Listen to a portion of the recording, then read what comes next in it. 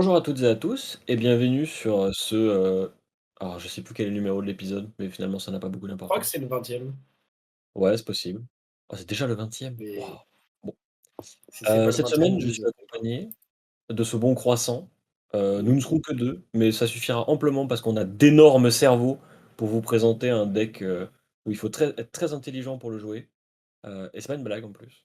Aujourd'hui, on va vous présenter Kano en détail, en long, en large, en travers. Enfin, on va essayer. En gros, c'est un focus. On va évidemment se baser sur, les performances de notre ami Croissant qui, joue le deck, fait n'importe quoi avec et les gens ils paniquent parce qu'ils ont pas d'arcane barrière, ils ont pas la bleue et ils font: «Ah! Au secours!» Mais d'abord, je vais demander à Messire Croissant de nous raconter sa semaine sur Flesh and Blood. Bah, écoute, comme on a un peu décidé, on va essayer d'être un peu plus rapide que les dernières fois sur la semaine. J'ai fait, 4 tournois, 3 armories et 1 Undiamond, 1 en construit, 3 en blitz. Alors je vais pas rentrer dans les détails de mes matchs comme j'ai fait à chaque fois, puisque de toute façon je me souviens même plus de mes scores et tout. Mais ce que je sais, c'est que j'ai joué Cano en construit, c'était cool. Après j'ai joué Cano en blitz, c'était cool. Et après j'ai fait: j'en ai marre de jouer Cano parce que genre, bah, c'est un peu fatigant, mentalement et j'ai envie de prendre une petite pause parce que là, il y a pas d'échéance, compétitive et tout, donc je vais m'amuser et jouer des trucs, plus d'autoroute, on va dire. Donc le vendredi dernier, là, j'ai joué Kassai et en fait, au bout de genre 2 games, j'étais en mode: «Putain, c'est giga rompiche». Eh oui! Et C'est rempli ce deck en je gros. je me suis ennuyé comme jamais et ce qui fait que l'armorie suivante, donc lundi, hier, au moment de cet enregistrement, bah, j'ai repris Cano. Voilà, donc en Mmh fait, mh. je reste sur Cano. Ah non, pardon, le jeudi, j'ai pas joué Cano, j'ai joué Azalea, c'est vrai. J'ai joué Azalea en Blitz, parce que je voulais varier un peu. Et c'est super cool, mais c'est vraiment pas ouf en Blitz, parce que t'as trop de mauvais match-up et genre Pas beaucoup de trop points de de vie trucs qui aussi. peuvent mal se passer, pas assez de points de vie. Genre, il y a trop de trucs qui peuvent mal se passer, donc c'était complexe. Mais Mmh. c'était cool, le deck est super agréable à jouer quand même, même si bah, il y a des games où genre ça va être très dur de les gagner, quoi. Et Mmh toi, mh. du coup? Je sais que tu es revenu à des Ouais, amours bah, en fait, antérieures. des amours antérieurs, Des je amourettes, suis parce que revenu, ça avait pas ouais, duré très des longtemps à amourettes. Mais l'époque. je suis revenu à Prism. En fait, je me rends compte que, c'est un deck qui me plaît beaucoup parce que, bah, je joue Dromai et c'est des decks qui sont vachement compliqués à jouer dans le sens ils ont plein d'éléments intriqués, qui se croisent les uns les autres, et il faut vraiment genre jouer correctement. C'est un deck qui punit les erreurs. Bon alors, Dromai oui, Prism, ce qui est bien c'est que quand tu fais une erreur, au pire ton adversaire perd son point d'action. Donc en fait tu fais pas vraiment d'erreur, parce qu'en fait Prism c'est fumé, c'est un deck de terroriste. Mais c'est vachement cool. Genre, en vrai je reprends du plaisir à jouer le deck, donc je pense que je vais continuer et voilà. Mais je suis toujours aussi inquiet quand j'affronte, Kano. Parce que du coup, on va Ouais, parler de Kano. Alors, moi je suis toujours inquiet quand Kano, j'affronte Prism. ouais. Kano, pour ceux qui ne le connaissent pas, c'est un wizard qui date de Arcane Rising, donc un des premiers héros du jeu, un des 8 premiers héros du jeu. C'est un héros qui a plein de mécaniques, très intéressantes et Croissant rentrera dans les détails, notamment parce que c'est le seul héros du jeu avec Islander, qui fait des dingueries à base, de dégâts d'arcane et qui joue pendant le tour de l'adversaire. Mais avant de rentrer dans les détails, est-ce que, Croissant s'il te plaît, tu pourrais nous présenter le héros, ce qu'il fait, ce qu'il veut faire et tous ces trucs-là? Ouais, bah, alors du coup, donc Kano, on va utiliser pour ceux qui sont sur YouTube, comme ça vous aurez les images, on va avoir en fond à côté de nos caméras, les images des cartes dont je vais parler avec, comme support, une liste de blitz que je vous présenterai juste après. Et du coup, Kano, effectivement, donc c'est un héros qui a 15 points de vie en blitz, voilà, 5 de moins que la normale, et 10 de moins en CC. Vous verrez après, il a 30 points de vie en CC, qui, compense, presque pas assez sa puissance à côté, et heureusement qu'il a ses HP en moins. Kano, du coup, Mmh. c'est un wizard, comme tu as dit, qui a comme capacité en instant de payer 3 ressources. On peut regarder la carte du dessus de notre deck. Si cette carte est une non-attack action, on peut décider de la bannir, et si on le fait, on peut la jouer ce tour comme si c'était un instant. Ce qui signifie quoi? Ce qui signifie petit 1, qu'on va pas vouloir beaucoup d'attaques dans notre deck. Petit 2, qu'on va probablement avoir envie d'un certain nombre de bleus pour pouvoir payer la capacité. Petit 3, qu'on s'en fiche de jouer des cartes avec Go Again, puisqu'on peut cheat des points d'action comme jamais, puisqu'on joue nos cartes sans qu'elles nous coûtent de points d'action. Ou en tout cas la Mmh. plupart. Donc ça, c'est les concepts très basiques, du héros. Ce qui est, intéressant, c'est que du coup, ce héros pousse dans une direction qui est assez agressive, voire comboish, dans le sens où on va pouvoir, grâce au fait qu'on cheat des points d'action, jouer beaucoup de cartes d'un coup, sur un même tour. Puisque en plus, on peut regarder les cartes du dessus de notre deck, on peut jouer avec plus que ce qu'on a en main uniquement. Donc ça, c'est pour l'aspect plutôt comboish. Et quand je dis que c'est plutôt un héros qui va avoir un aspect agressif, c'est parce que comme sa capacité nous coûte cher, puisque ça nous coûte une carte entière de ressources pour regarder la carte, puis si on la bannit en général, une carte de plus pour pitcher pour jouer la carte qu'on vient de bannir, ça signifie que c'est un héros qui va avoir potentiellement du mal à bloquer efficacement, même si la plupart de ses cartes bloquent pour 3, parce que c'est un héros qui va être très card hungry, comme on dit. C'est-à-dire qu'il va nécessiter beaucoup de cartes pour faire des choses. Et si on veut faire des tours assez explosifs qui présentent beaucoup de dégâts, etc., il faut qu'on garde beaucoup de cartes et donc on peut pas beaucoup bloquer. Le fait également que ce soit un wizard signifie qu'il a très peu, voire pas du tout, de blocs d'équipement. Et le fait qu'il ait moins de points de vie que tous les autres héros sont autant de facteurs qui ne donnent pas envie d'aller vers un plan de jeu contrôle ou défensif, puisque c'est a priori pas là où sont ses forces, en tout cas au premier abord. Mais paradoxalement, la capacité qu'il a à pouvoir répondre à ce que fait l'adversaire, en étant agressif, le rend d'une certaine genre, tu peux faire des séquences un peu bizarres avec Kano qui consistent à bloquer correctement ce qu'a fait ton adversaire, à Mm. le punir parce qu'il ne peut pas, lui, se défendre quand il est en train de t'attaquer, et ensuite à reprendre ton tour et à recommencer au tour d'après. Et ça, c'est un pattern plus à la Islander qu'à la Kano, en vrai. Alors, c'est plus un pattern à la Islander qu'à la Kano parce que, et c'est là une de leurs premières grandes différences, on retrouvera peut-être des différences plus tard, mais parce que, en fait, Islander, elle a déjà la carte qu'elle veut jouer en instant sur le tour de l'adversaire, et donc ça ne lui coûte qu'une carte de ressources à pitcher pour jouer la carte de son arsenal. Là où Kano, ça demande, comme je disais, deux cartes, Mmh. à moins de trouver un spell qui coûte zéro, mais en général, c'est des spells qui sont bleus, qui sont pas très efficaces, etc. Donc c'est pas ceux qu'on a le plus envie de jouer ou qui vont menacer le plus. Et du coup, dépenser deux cartes pendant le tour adverse pour pas se défendre, mais pour à la place mettre des dégâts, c'est pas toujours rentable et efficace parce que ça signifie aussi qu'on a moins de cartes sur notre tour, etc. Donc ça, on verra quand je parlerai plus en détail de certains patterns de jeu. Euh, c'est d'ailleurs, et je vais le dire dès maintenant, une des erreurs que font beaucoup de canaux plutôt débutants ou qui commencent avec le personnage, c'est que quand ils voient la capacité, ils se disent oh trop bien, je peux jouer pendant le tour adverse. Et du coup, très souvent, tu vas les voir bah, dès que l'adversaire va commencer à les attaquer, faire oh bah je vais pitcher pour Kano, je vais faire ça, je vais faire ça, je vais faire ça. Et ils ont mis un peu de points de dégâts, ils ont pris des points de dégâts. Et juste après, en fait, ils vont se retrouver dans un setup où ils vont juste prendre leur tour avec zéro carte en main parce qu'ils auront tout dépensé pendant le tour adverse et dire bah je vais juste repiocher. Et du coup, l'adversaire va continuer à avoir une main pleine pour les agresser et les menacer.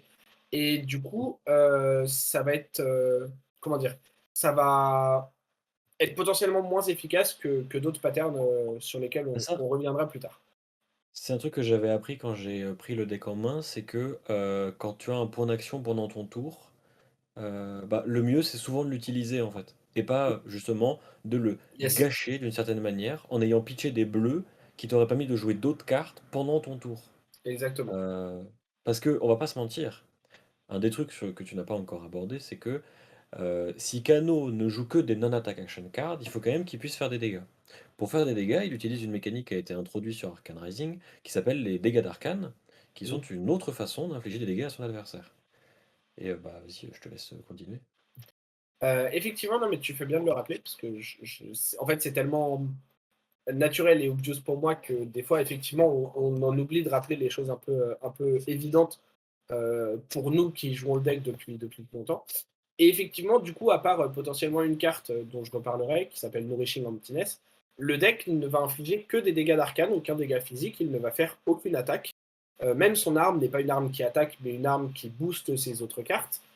Et en fait, on se retrouve du coup sur un personnage qui va attaquer sur un axe différent dans le jeu et qui va demander pour les adversaires, pour qu'ils puissent se défendre, d'utiliser de l'arcane barrière qui se trouve majoritairement sur les équipements et qui permettent d'utiliser les ressources pour prévenir des dégâts d'arcane d'une source. Ce faisant, en fait, Kano oblige l'adversaire à utiliser des équipements moins optimaux que ses équipements de base dans la majorité des cas, et va aussi lui demander d'avoir plus de ressources parce qu'il ne peut se défendre qu'en payant des ressources. Donc en fait, une carte rouge contre Kano ne va défendre qu'à 1, alors qu'une carte bleue peut défendre à 3. Mmh. Là où, contre d'autres héros, ta carte rouge qui défend à 3, dont la valeur de défense est 3, va défendre à 3 lorsqu'elle va bloquer une attaque. Du coup, ça change un peu certains trucs de dégâts, et c'est notamment compensé par le fait que toutes les cartes de Kano, et je dis bien toutes, il n'y en a aucune pour lequel ce que je vais dire n'est pas vrai, toutes les cartes de Kano sont underrate. Toutes. C'est-à-dire que toutes les cartes qui font des dégâts d'arcane, qui sont des cartes wizard, sont des cartes qui ont un rate moins bon que si cette carte présentait des dégâts physiques. Maintenant, et c'est là où Kano se trouve être très fort, c'est qu'il y a beaucoup de dégâts ou de séquences exponentielles. Et du coup, ça compense un peu le fait que les cartes sont underrate lorsqu'on arrive à enchaîner plusieurs et à faire des séquences de combos où en fait chaque carte va voir sa valeur augmenter et multiplier grâce à la carte d'avant ou la carte d'après, et où ça va faire des séquences où en jouant 3 cartes, on va faire plus de 30 de dégâts, ce qui n'est jamais possible ou presque dans n'importe quel deck avec des dégâts physiques, là où chaque carte individuellement font toutes genre 4 ou 3 dégâts au départ. Mmh. Et ça, pareil, on parlera à un moment comme j'ai dit, des lignes de play, des lignes de combo, et donc je reviendrai plus spécifiquement sur ces lignes-là tout à l'heure. Mais du coup, voilà, il faut se souvenir que le deck a fondamentalement des cartes qui sont underrate parce qu'il joue sur un axe différent de tous les decks ou la plupart des decks. Puisque maintenant, il y a Islander qui joue aussi un peu sur cet axe-là. Et l'autre truc qui rend le personnage, qui fait que les cartes sont underrate, mais qu'elles fonctionnent quoi qu'il arrive, c'est que la mécanique de l'arcane barrière signifie que lorsqu'une source arcane veut vous infliger des dégâts, vous pouvez en bloquer autant de dégâts que vous avez d'arcane barrière. Ça signifie Exactement. que si vous avez arcane barrière 3, mais que vous avez 6 ressources en main, vous ne pourrez quoi qu'il arrive bloquer que 3 points de dégâts. Si vous aviez arcane barrière 5, 6 ou plus, vous pourriez dépenser beaucoup plus de ressources pour prévenir plus de dégâts d'une source unique. C'est ce qui fait que Mm. parfois Kano, avec ses sources de dégâts qui augmentent au fur et à mesure qu'il joue des sorts, et parfois avec certaines cartes toutes seules, en fait va infliger tellement de dégâts d'arcane de base que vous ne pourrez pas les prévenir et que vous allez forcément prendre des dégâts. Donc en fait, toutes ces cartes sont underrate, mais d'une certaine manière elles ont toutes dominate en fait, Ouais, si elles étaient physiques. Du coup, ouais. bon, ça joue un peu quoi.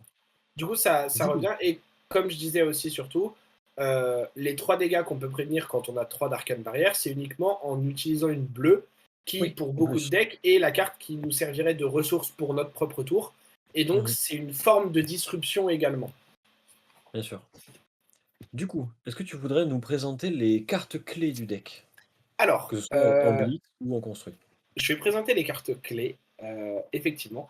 Alors, la première dont on va parler, c'est évidemment Stormstriders, qui, je le répète, devrait être bannie en Blitz, comme elle l'a été pendant un mois.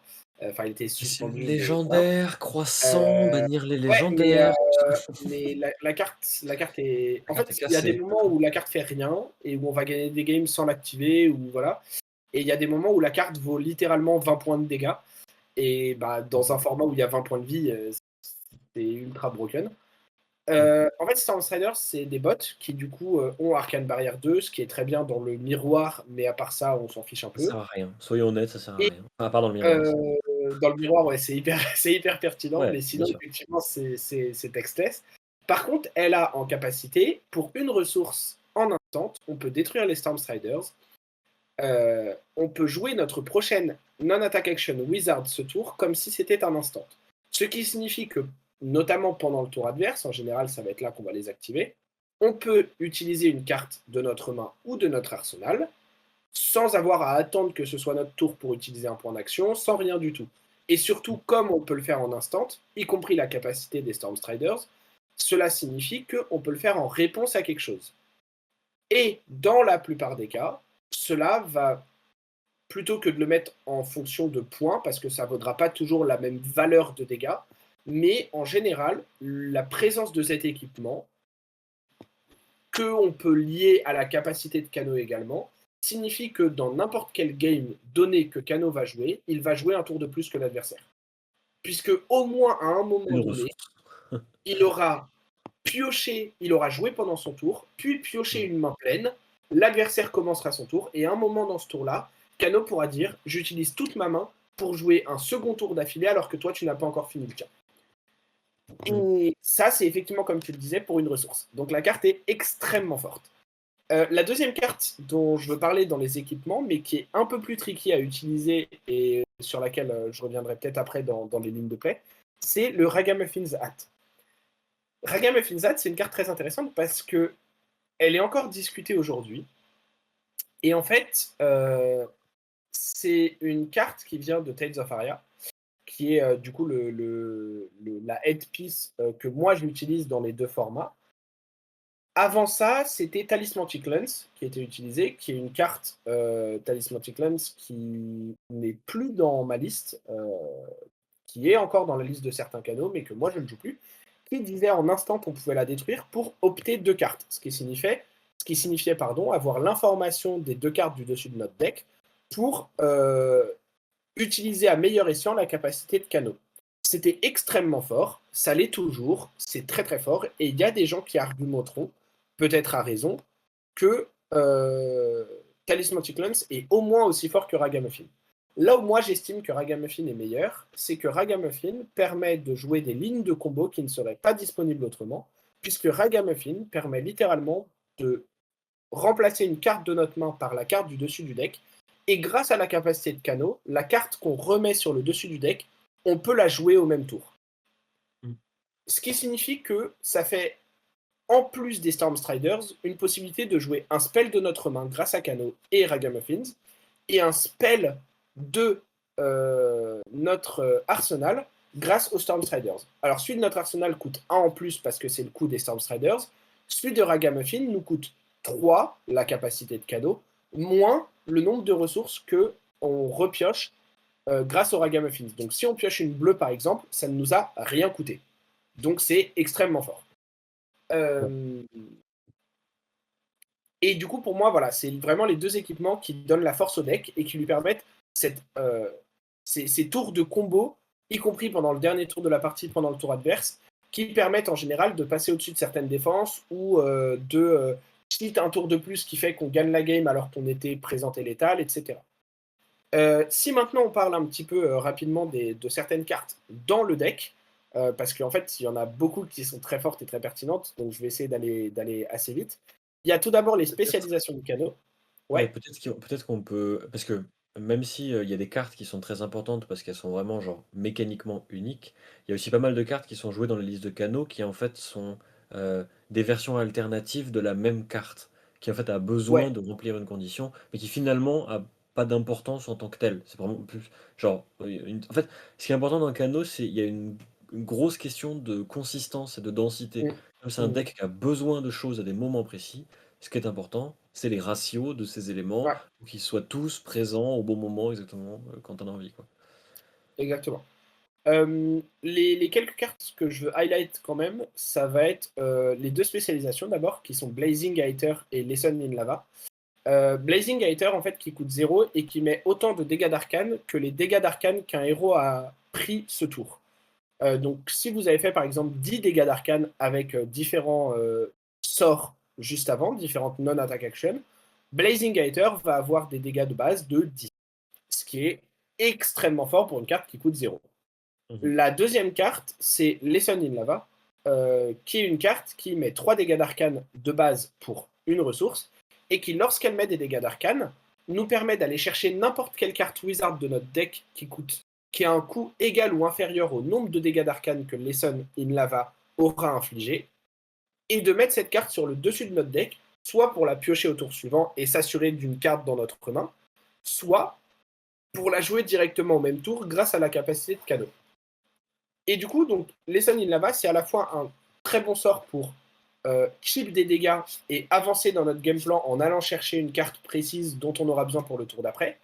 Et à la fois en combinaison avec Blazing Hater et d'autres cartes selon le format, ça peut être une carte extrêmement forte pour combo, puisqu'elle peut effectivement nous permettre, lorsqu'on la joue et qu'on la résout, d'aller chercher Blazing Hater, qui est notre finisher. Et du coup, ça fait des dégâts, comme je disais, qui peuvent être exponentiels, puisque les Sun in Lava, par exemple, qui met 3 dégâts et qui va chercher un Blazing Hater, le Blazing Hater remet 3 dégâts.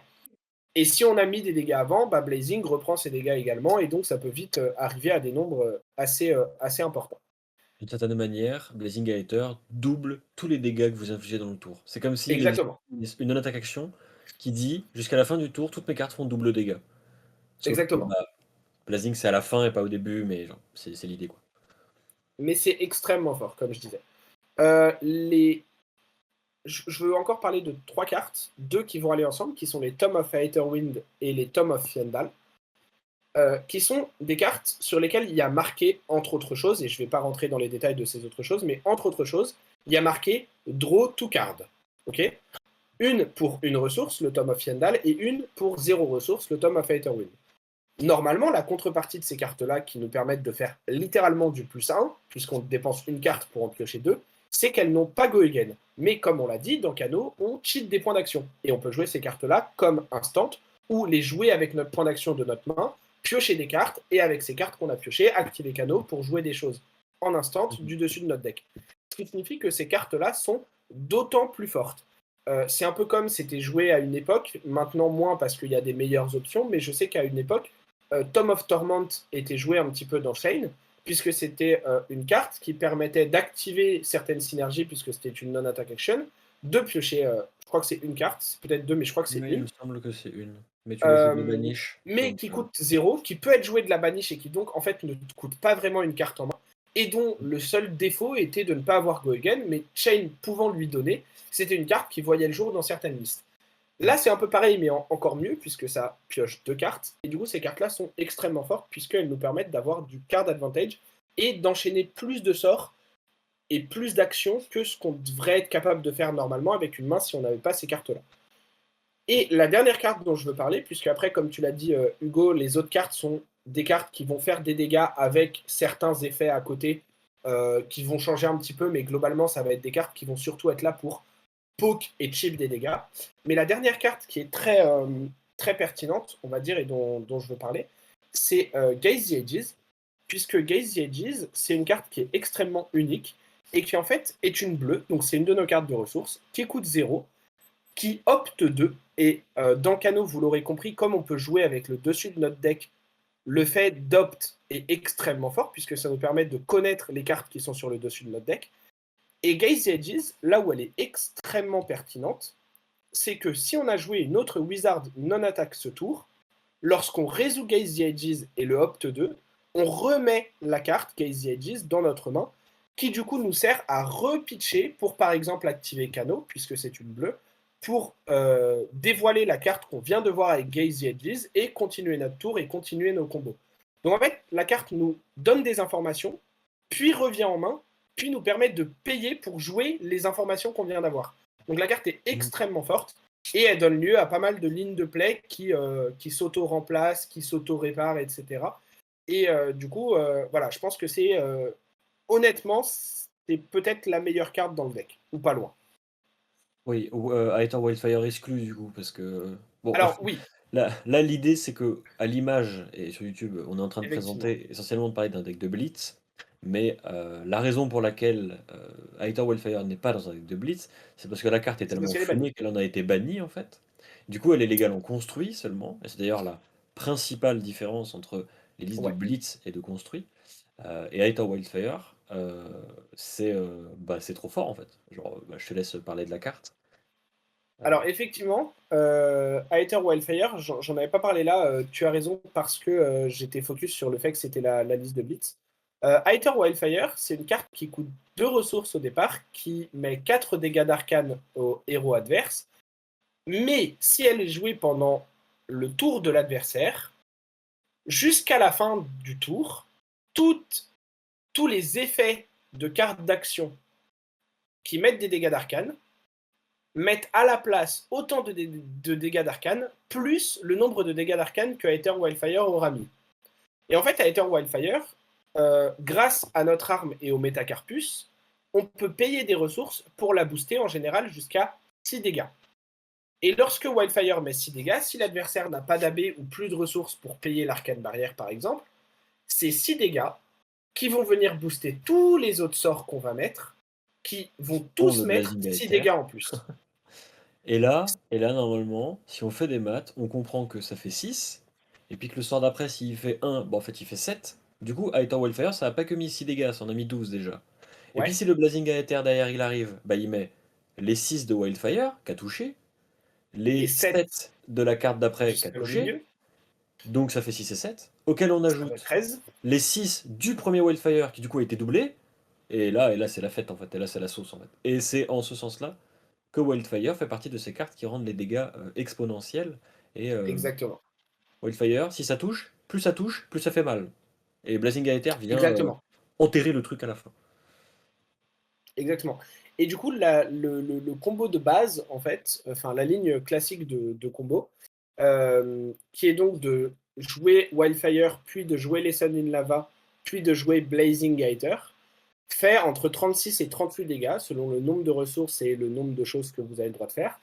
Et moins vous avez de ressources, moins vous allez pouvoir booster le Aether Wildfire. Et pour chaque point de dégâts que vous ne boostez pas sur Wildfire, ou pour chaque point de dégâts qui est prévenu par de l'arcane barrière, vous perdrez 5 points de dégâts sur la ligne totale. Mais du coup, ça permet d'illustrer pourquoi Wildfire est banni en Blitz, puisqu'en fait, cette ligne de combo mettant 36 de base sous une bleue, c'est-à-dire que si l'adversaire gardait une carte bleue en main, et donc était moins agressif avec son tour, etc., la ligne faisait quand même 21. Et 21, c'est plus que n'importe quel pool d'HP en Blitz, à part Yoji, qui n'est pas un héros qui est très joué en ce moment. Donc en fait, on Oh, pouvait tuer Valda a n'importe quel 21 points de héros. vie aussi. Oui, mais Valda a 21, donc elle meurt en fait, Donc elle justement. meurt, elle est morte. Donc elle meurt. Donc en fait, ça signifie que tous les héros, sauf un, mais voilà, on le met entre parenthèses, du format, mourraient si on résolvait notre combo, même s'ils avaient une carte bleue en main. Peu importe Et, si on leur avait mis des dégâts avant. et ce qui est bien avec la combo, et ça rejoint l'idée que beaucoup de cartes dans Kano sont interchangeables, c'est que là on a dit que c'était Wildfire, Lesson in Lava, Blazing, mais le plus important c'est le Wildfire au début, Ouais, le Blazing à la fin, et puis ce qu'il y a entre les deux en fait ça n'a pas vraiment d'importance. c'est Tant que ça ça. fait des dégâts d'arcane, que c'est boosté par Wildfire, ça Ça va suffit. mettre beaucoup de dégâts. Et du coup, l'idée, c'est que donc il y a quelques petites variations, mais globalement, c'est un combo qui fait énormément de dégâts et qui est la raison pour laquelle Kano est jouable en construit. On verra après avec une liste dont on pourra parler. Mais c'est parce que ces dégâts sont exponentiels et qui permettent d'atteindre des sommes assez hautes que le deck peut se battre contre d'autres héros en construit, parce que sinon il aurait trop du mal à passer l'arcane barrière qui peut exister, les ressources bleues, etc., qui sont pitchées pour se défendre, et à faire ces 40 points de dégâts dont on a besoin en construit. Là où pour le coup en Blitz, 20 points de dégâts, même sans Wildfire, c'est beaucoup plus simple à atteindre, puisque bah, c'est 2 fois moins, et donc les maths sont beaucoup plus simples à atteindre. Ouais. Du coup, je te propose que tu nous présentes soit des lignes de combo comme tu préfères, une ou des lignes de combo, et idéalement des patterns de jeu, des façons d'articuler les tours entre eux. Alors, je pense que je vais plus parler de pattern parce que les combos, heu, alors honnêtement, c'est très dur parce qu'en fait, à part Wildfire, Lesson Blazing ou Wildfire, un Mm. sort Blazing, il n'y a pas vraiment de Oui, ils ne sont combo pas fixes, quoi. Ouais. qu'on cherche à avoir, puisque c'est effectivement des interactions entre des cartes ou des choses qu'on va essayer de faire et des petits tricks qu'on va mettre en place. Mais avant de parler, moi, de mes patterns de jeu et quand même peut-être d'une ou deux lignes, euh, toutes les personnes qui nous écoutent, qui seraient intéressées par le fait de jouer Kano, surtout en Blitz, et qui sont capables de lire de l'anglais, vous allez sur le Discord international de Flesh and Blood, vous allez dans le channel Wizards Kano, vous allez dans les On messages mettra le épinglés, lien, de toute façon. et On mettra un lien où dans on les mettra le descriptions. lien, mais sinon vous Mm. faites ça, et vous lisez le primer écrit par Kotaru, qu'il update de manière assez régulière, lorsqu'il y a des nouvelles extensions, etc. Qui a un super historique de Kano en tant que héros lorsqu'il était joué dans des méta précédentes, les choix des cartes, etc., des lignes de play, des forces et faiblesses du héros, de contre qui il faut commencer, contre qui il faut jouer deuxième, etc. Et vraiment, moi, quand j'ai commencé à jouer le perso, je comprenais rien parce que je m'étais fait battre contre Kano 3 ou 4 fois d'affilée sans rien comprendre de ce que je pouvais faire. Et je me suis mis à le jouer, je comprenais toujours rien. J'ai lu ce primer et d'un coup, je suis devenu un joueur OK. Tu Et as vu la c'est lumière. formidable. C'est formidable. Vraiment, c'est le meilleur joueur du monde sur ce deck en blitz. Il est extrêmement, extrêmement, extrêmement doué. Et ses explications et ses conseils sont d'extrêmement bonne qualité. Mais du coup, donc, pour revenir sur un peu des patterns et tout, la première chose, ça rejoint ce que je disais tout à l'heure sur le fait de ne pas se faire piéger à jouer pendant le tour de l'adversaire, ou en tout cas pas tout le temps.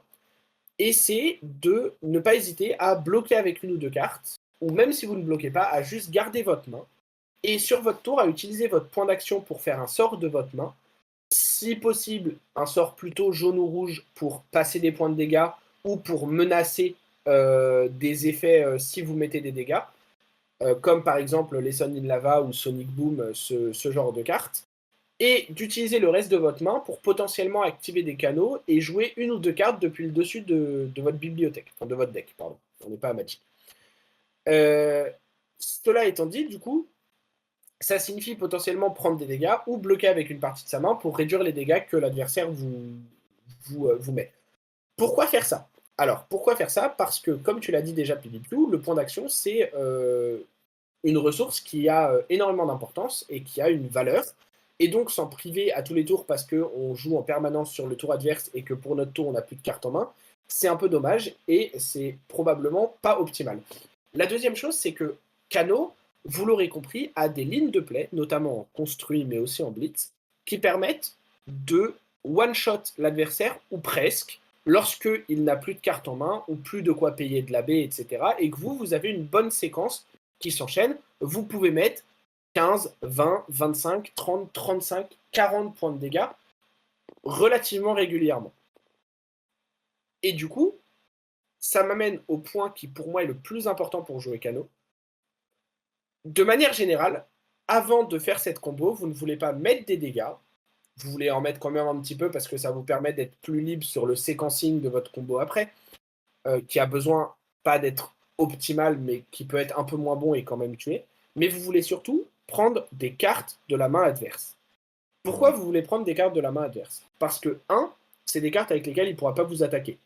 Et parce que, deux, s'il décide de vous attaquer quand même très très fort pour vous menacer, comme la plupart des decks sont obligés de le faire, ça vous permet, vous, d'avoir ce qu'on appelle un opening. En fait, c'est une fenêtre sur laquelle, peu importe l'arcane barrière de votre adversaire, même s'il a arcane barrière 3 ou qu'il a arcane barrière 5, comme certains decks très contrôle peuvent avoir, surtout en blitz, et qu'il a plein de bleus dans son deck, comme les gardiens par exemple, bah en fait, s'il a plus de cartes en main, toute cette arcane barrière lui sert à rien parce qu'il ne pourra pas la payer.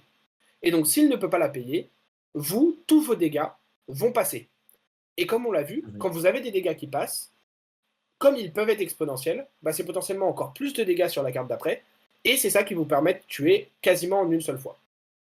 Ce qui Mhm. signifie que si vous arrivez à maintenir cette pression de prendre des cartes sur le tour adverse, prendre des cartes sur le tour adverse, prendre des cartes, enfin pardon, prendre des cartes sur votre tour, prendre des cartes sur votre tour, prendre des cartes sur votre tour, il y a un moment donné où l'adversaire, bah, soit il vous attaque plus, et vous avez tout le temps du monde pour trouver des potions, pour prendre le temps de trouver vos bonnes cartes, vos bons combos, etc. Soit il continue de vous attaquer, et a priori, il va le faire en devant vider sa main. Et Et en s'il plus, commence à vider sa main pour pouvoir vous attaquer, bah, vous allez avoir cette fenêtre pour pouvoir le tuer, peu importe son arcane barrière. du coup, ce qui est intéressant avec, l'idée qu'on veuille arracher des cartes de la main de l'adversaire, c'est surtout Mhm. que, ce rôle-là est un peu interchangeable. Du coup, dans le deck, on les a pas présentées, mais vous allez avoir plusieurs cartes qui généralement, on les distingue parce que ce sont des cartes qui vont faire entre 4 et 5 dégâts d'arcane pour 2 ressources. Ça va être les Aether Spindle, maintenant il y a Swell Tidings qui a pris la Ouais. place de Voltic Bolt, mais avant c'était Voltic Bolt. Mhm. Et si vous voulez percevoir encore plus cette idée-là, Islander, qui est un deck qui est un wizard, donc qui fonctionne d'une manière un peu similaire, qui a envie de faire des choses quand l'adversaire a plus de cartes en main, Ouais. bah en fait, elle fait des Wounded Bulls pendant son tour. parce qu'elle, elle a le droit de jouer des attaques. Du coup, elle envoie des C'est bons, ça, 3 pour 7 et c'est exactement la même idée. L'idée, c'est exactement. enlever les défenses de l'adversaire, baisser sa capacité à pouvoir se défendre, plus qu'en fait lui enlever des cartes, pour lui présenter le plus de dégâts possible quand il est le moins capable de se défendre. Mmh, exactement et du coup, ça me refait une transition pour, le un truc dont je voulais parler avant de peut-être rentrer un peu plus en détail sur, à nouveau d'autres cartes ou la liste en elle-même. C'est simplement le fait que, donc je disais, faut majoritairement jouer pendant votre tour pour prendre des cartes, et cetera, comme, tu viens d'expliquer. L'explication était parfaite. Le concept, c'est enlever des défenses de l'adversaire pour que à un moment, il ait pas assez de défense pour tout ce qu'on lui envoie dans la tronche et que ça le fasse, juste, bah, perdre parce qu'il peut pas contrer ce qu'on fait. Et du coup, il y a 2 cas pour moi où, vous pourrez rarement vous «tromper» entre guillemets à jouer pendant le tour adverse. Ça va être lorsque on vous présente l'étal et que vous devez aller pour le kill, parce que, bah, sinon vous êtes mort, ou lorsque vous jouez contre un deck qui est très défensif et sur lequel vous allez avoir pris beaucoup de cartes de sa main sur un gros tour que vous avez fait et derrière, il aura très peu de cartes. Et là, ce sera une fenêtre où vous pouvez passer des dégâts en jouant sur votre tour, enfin, pardon, sur le tour adverse, lorsqu'il aura plus assez de cartes pour payer pour plein d'arcanes barrières. Et où c'est pas grave si au tour d'après, vous lui laissez à nouveau une main pleine en juste repiochant sans pouvoir jouer pendant votre tour. Parce que lui, en fait, sa main pleine, il va pas pouvoir l'utiliser pour être très menaçant. Là où il y a certains decks où si vous sautez un de vos tours et où vous leur laissez une main pleine, ils vont pouvoir vous envoyer en orbite parce que, on le rappelle, vous n'avez que 15 ou 20 points de vie. Et du coup, vous pouvez mourir très vite sur beaucoup de séquences. Genre Crippling Crush rouge que vous défendez pas avec un pummel rouge, c'est mort en blitz, vous avez perdu. Donc, ça peut aller très vite. Oui. Voilà, non mais ça peut aller très vite. Mmh. Donc, pour moi, c'est les deux moments. Et de manière générale, et ça, c'est un truc que je pourrais pas être assez. Enfin, c'est hyper important et je pourrais jamais être assez. J'ai plus les mots, mais je pourrais jamais assez Insistant. insister sur. Ouais, Insistant. merci. Je pourrais jamais insister assez sur cet élément. C'est que Kano, c'est un deck avant tout de shielding. Certes, il y a des patterns à connaître, certes, il y a des match-ups à connaître, certes, il y a des séquences à connaître, mais ce qui fait la beauté pour moi du deck et ce qui fait que j'adore le gameplay, c'est que selon la situation dans laquelle vous êtes, peut-être que la réponse qui était vraie la game d'avant, contre le même deck, avec la même main, n'est plus la bonne réponse. Parce que la main Mmh. adverse a changé, parce que les points de vie ont changé, parce que vous n'êtes plus dans le même exact contexte, et du coup, il faut que vous fassiez un choix qui est légèrement différent, voire très différent, et il faut vous adapter. Et en fait, comme vous allez avoir plus d'informations que la plupart des decks grâce à la capacité de votre héros, que vous avez la capacité de jouer sur le tour des deux joueurs, ça signifie que vous avez un arbre de décision qui est beaucoup plus grand que la plupart des héros. Et ce Mmh. faisant, du coup, bah, vous avez beaucoup plus de décisions et donc beaucoup plus de moments où il faudra prendre la bonne décision qui peut être différente du tour d'avant, juste parce que comme le contexte a changé, en fait, bah, la décision doit changer également. Et ça, c'est des choses où, globalement, vous ne pourrez vous en rendre compte et connaître les bonnes décisions uniquement en jouant le deck encore et encore et encore pour repérer des choses et repérer des éléments qui, lorsque vous tomberez sur des éléments familiers, pourront vous donner un peu d'informations sur OK, la base de ma décision doit être par rapport à cet élément-là. À l'élément, par exemple, que ah bah, mon adversaire n'a plus qu'une carte en main. Et avant ça, il a pitché 2 bleus pendant mon tour pour se défendre de sorts. Et là, il veut passer le tour sans rien faire. Donc, c'est probablement que la dernière carte qui lui reste en main est une rouge. Parce que la plupart des fois où j'ai affronté ce deck et où il y a eu le même pattern, il avait une rouge dans la main après. Et à partir de là, vous pouvez prendre la décision de partir en combo en vous disant qu'il n'aura pas assez pour se défendre, ou vous dire, bah en fait non, je suis pas sûr parce qu'il y a quand même plein de moments où dans la même situation, il avait une bleue en main encore, donc je préfère attendre et reprendre un tour où je me fais pas menacer et je peux continuer à gratter un petit peu, etc. Mais ça, c'est des choses que vous ne saurez que en jouant les parties et en jouant les match-ups pour pouvoir repérer ces contextes-là et ces situations-là. Ceci étant, je rajouterais quelque chose, Kano, c'est un deck qui a eu, un regain de popularité lorsque, l'équipe d'Arsenal passe au premier Pro Tour Yes. et après, pendant quelques temps, ont joué le héros en construit et l'ont vraiment mis en avant et Mmh. ils ont dit à un moment quelque chose que je trouve très pertinent.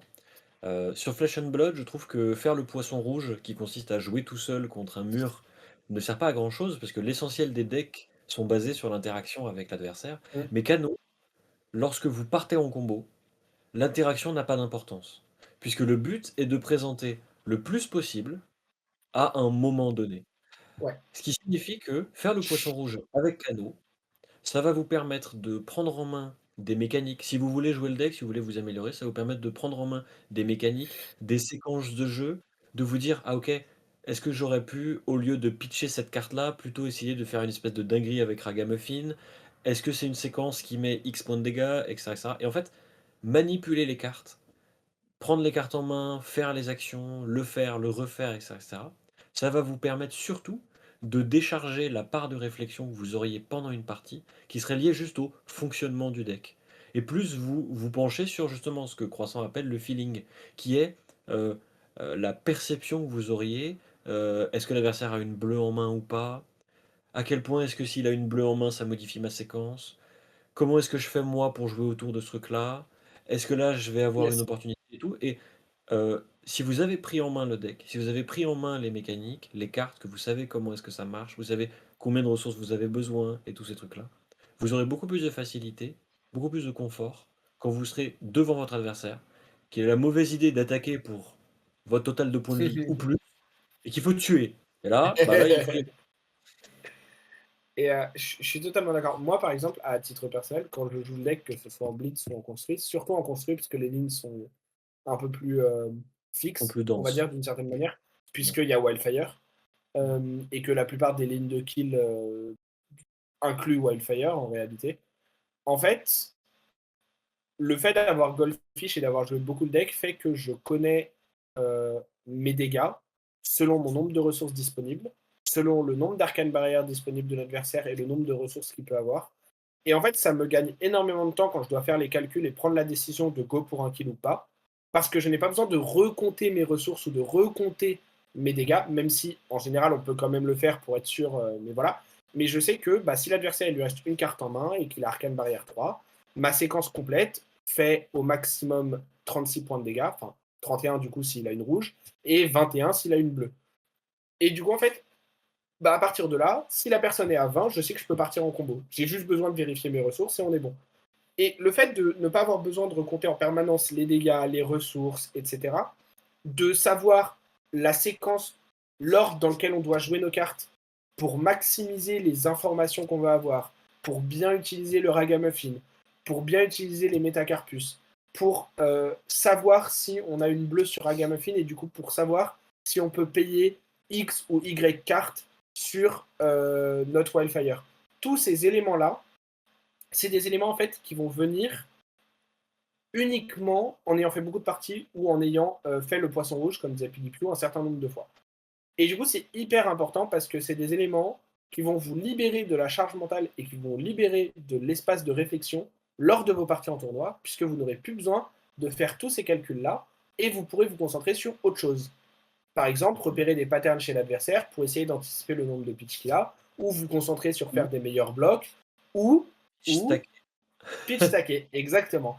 Ouais. Ou vous concentrer sur un pitch stacking, mais qui est un truc dont on va parler maintenant, mais qui est un Disons que c'est élément le hyper ni important de Kano, ouais, mais c'est le niveau avancé, quoi. C'est-à-dire que mais voilà, qui n'est pas le le niveau niveau débutant, débutant. c'est partir en combo. Le niveau intermédiaire, c'est on a les combos, on sent le feeling par rapport à ce que fait l'adversaire. Le niveau confirmé, niveau expert, c'est faire des piles. Et pour vous situer, Exactement. moi je suis niveau intermédiaire. C'est-à-dire que j'ai joué le deck, j'arrive à partir en combo, je sais quand est-ce qu'il faut partir, je vois comment ça marche et tout. Mais alors faire des piles, jamais de la vie je le fais. Jamais. Mais c'est vachement intéressant. Du coup, Bah, pour vous franchement, situer, moi actuellement, je suis à un niveau où je stack une séquence d'une vingtaine de cartes et je me trompe en calculant mal d'une carte ou quelque chose comme ça, une fois sur trois, encore. Donc je suis quand même assez content parce que ça veut dire que 2 fois sur C'est pas 3 je suis mal, bon. ouais, ça, 2 fois sur 3 ça Mais, marche, donc mais j'ai encore un peu enfin j'ai encore même beaucoup de niveaux à mmh, prendre, et d'efforts à faire. Pour vous expliquer en fait, dans le pitch stacking, c'est un concept dans Flesh and Blood qui est hyper important puisque dans les match-ups qui vont être un petit peu lents, les cartes qu'on pitch pour payer des choses, on va les revoir. Et donc on peut sculpter nos mains, ou en tout cas sculpter ce qui va nous rester dans le deck à partir d'un certain moment. Et il y a des decks pour lesquels ce qui va être important, c'est de garder un minimum de cartes rouges ou jaunes pour ne pas avoir que des bleus et garder un certain nombre de ressources. Il y a des decks pour lesquels ça va être un peu plus avancé et il va falloir se souvenir de mettre une rouge avec 2 ou 3 bleus pour pouvoir payer cette rouge-là, comme Bravo par exemple. Mais à la limite, la rouge que c'est, on s'en fiche un peu. Les bleus que c'est, on s'en fiche un peu. Faut juste ne pas mettre 2 rouges d'affilée. Parce que si on met 2 rouges d'affilée, on peut plus les payer et ça casse tout. Et il faut pas non plus mettre 4 bleus d'affilée, parce que si on met 4 bleus d'affilée, enfin 8 bleus d'affilée, on va dire, on enchaîne 2 mains sans menace et c'est pas bon. mmh Donc ça, c'est les concepts plus ou moins basiques du pitch stacking qui vont être non pas de se souvenir d'un ordre précis, mais plutôt de garder en tête qu'on va revoir ce qu'on pitch et que donc il ne faut pas y mettre n'importe quoi parce que sinon, à un moment donné, notre deck ne sera plus assez fort pour mmh. clôturer la game. Mmh. Maintenant, dans le cadeau, Pas ce qu'il pareil. faut faire quand on pitch stack, c'est en fait, comme grâce à Cano, on peut voir des cartes du dessus de notre deck. Lorsqu'on pitch stack avec Cano, ce qu'on va faire, c'est qu'on va pitch stacker une séquence plus ou moins longue Mmh. de X cartes qui va nous permettre de tuer les decks qui sont des decks avec Arcane Barrière pardon, 4 ou 5, qui des fois jouent des Oasis, et qui ont pour but de nous fatiguer et de jouer très défensif, en nous menaçant très peu, mais en éliminant nos menaces une par une, parce qu'ils peuvent extrêmement bien se défendre en permanence, parce qu'ils ont beaucoup de bleus, beaucoup d'Arcane Barrière. Ça va être notamment certains La Bravos, Oldhim, qui et vont jouer un surtout petit peu comme Oldhim. ça, majoritairement Oldhim également aussi. Ça peut être un petit peu pour des raisons différentes Islander également, Mmh qui a beaucoup de bleu aussi et beaucoup d'Arcane Barrière, puisque étant donné que c'est un Wizard, en fait, elle a Arcane Barrière 4 de manière hyper naturelle sur ses équipements comme nous. Et du coup, ces match-ups-là, ça va être des match-ups sur lesquels, si vous lancez juste vos sorts comme ça, à moins qu'à un moment ils aient une main toute rouge, vous ne gagnerez pas. Mais mh. du coup, vous ne pouvez pas compter sur une main toute rouge. Parce que si vous comptez sur une main toute rouge, c'est compter sur la variance, alors que vous pourriez gagner la game en comptant sur vos propres plays à vous. Mmh Et du coup, alors je ne vais pas rentrer dans les détails de stack parce qu'elle change à chaque partie selon ce que vous voyez en premier, etc. L'élément important à se rappeler, c'est qu'en général, votre stack va toujours commencer par 4 cartes bleues qui seront votre main avec laquelle du coup vous aurez le maximum de ressources. Puis, vous allez vouloir mettre des sorts rouges et jaunes qui vont être vos sorts de dégâts. En général, en construit, il faut qu'il y ait un Wildfire ou deux et un ou deux Blazing, parce que sinon vous n'aurez pas les dégâts même avec plein de spells. En Blitz, comme il y a moins de points de vie, ça va être souvent quand même un Blazing ou deux, un Wildfire, un Aether Flare, pardon, ou un Sonic Boom, ce genre de choses. Et ensuite, plus vous allez mettre de spells, et plus vous voulez que votre stack soit grosse pour pouvoir par exemple battre des Oasis Respite ou ce genre de cartes, plus il va falloir que vous pensiez à un moment dans la stack à mettre des tomes et à mettre des bleus après ces tomes pour que le tome vous pioche des bleus et qu'en fait ça vous fasse des ressources supplémentaires pour faire plus d'activation de canaux et plus de sorts et plus d'activation de Metacarpus, etc. Parce qu'il faut se souvenir que même si vous pouvez voir les cartes de votre stack grâce à la capacité de canaux, il faut quand même les payer après. Donc plus vous allez mettre de cartes dedans, plus il faudra que vous activiez canaux un certain nombre de fois, et plus il faudra que vous utilisiez beaucoup de ressources pour jouer ces sorts après coup, une fois qu'ils seront révélés par canaux. Alors, Mmh ce qui aide aussi pour ça, c'est jouer des énergies potions tout au long de la partie, parce que ça va vous aider à avoir plus de ressources. Et du coup, mh. lorsque vous allez arriver à faire une séquence comme ça, comme je vous disais, par exemple, moi en ce moment, j'essaye de faire des stacks de quasiment une vingtaine de cartes, parce qu'il y a des tomes dedans, il y a des bleus, il y a des spells de dégâts, etc. Et normalement, si vous calculez bien que vous arrivez à défendre jusqu'à être à cette stack, et que vous jouez correctement votre stack, et que vous ne l'avez pas complètement foiré lorsque vous l'aviez, normalement, vous battez n'importe quel deck, même ultra défensif. Parce qu'avec une main pleine, enfin même avec une main pleine, en fait, il n'aura pas de quoi prévenir tous les dégâts que vous allez présenter avec cette stack. Mmh. Et ça, Et c'est un truc donc très avancé, mais qui est, Ouais si vous jouez beaucoup Kano, et surtout en c'est construit, nécessaire. va devenir hyper indispensable. Parce que par exemple, Mmh. dans la méta actuelle, de mon point de vue, contre Holdim et contre Islander, Kano est favorable, mais Parce qu'il uniquement, pitch stack. Uniquement uniquement parce qu'il si vous pitch stack. savez pitch stacker et que vous le faites correctement. Mmh. Si vous ne Mmh. savez pas le faire, par exemple, j'ai eu une game au Battle Arnold de Belgique il y a 2 semaines dont je vous parlais, où j'ai joué contre un Holdim, j'ai foiré mon pitch stacking, j'ai perdu la game. Si je n'avais pas foiré mon pitch stacking, je suis persuadé que je gagnais cette partie. Et Mmh. juste après, j'ai joué contre une Islander, et cette Islander, j'ai légèrement raté mon pitch stacking, mais à un point qui était réparable. Du coup, j'ai réussi à le réparer, j'ai gagné la partie. Mmh. Et du coup, ces match-up-là, quand vous savez comment les jouer, quand vous savez comment les aborder, quand vous savez quelles sont vos forces et vos faiblesses dans le match-up, et que vous arrivez à jouer pour vos win conditions, notamment de pitch stacker correctement, c'est des match-ups qui deviennent, de mon point de vue, très favorables pour Kano, même si extrêmement difficiles à jouer. Mmh. Mais si vous n'êtes pas capable de pitch stacker, ce qui est totalement ok, hein, moi ça m'a pris énormément de temps à être capable de le faire, et comme je vous disais, je rate encore au moins une fois sur trois. Mais tant que vous n'êtes pas capable de le faire, c'est effectivement des match-ups qui vont être beaucoup plus compliqués, voire ingagnables, parce qu'il y aura trop de défense en face, et donc vous allez avoir énormément de mal à trouver une fenêtre pour pouvoir faire vos combos. Là où la plupart des autres decks, non, même s'ils ont Arcane Barrière 3 et un certain nombre de bleus, il y a un moment dans la Moins de partie fenêtres. où vous Ouais. arriverez à créer une fenêtre. Mmh. Très bien. Du coup, sur ces bonnes paroles, je te propose que tu nous présentes ta version en Blitz. Alors, L'idée, juste, avant, on va ouais, vous présenter du coup 2 listes. Alors la première, c'est la version de Blitz que je joue actuellement, Croissant, pendant les tournois où il détruit tout le monde. Et on s'est dit que, Kano, c'est un héros qui est avant tout connu pour sa force et son impact en blitz, parce qu'on n'a que 20 points de vie, pour toutes les raisons qu'on a évoquées précédemment.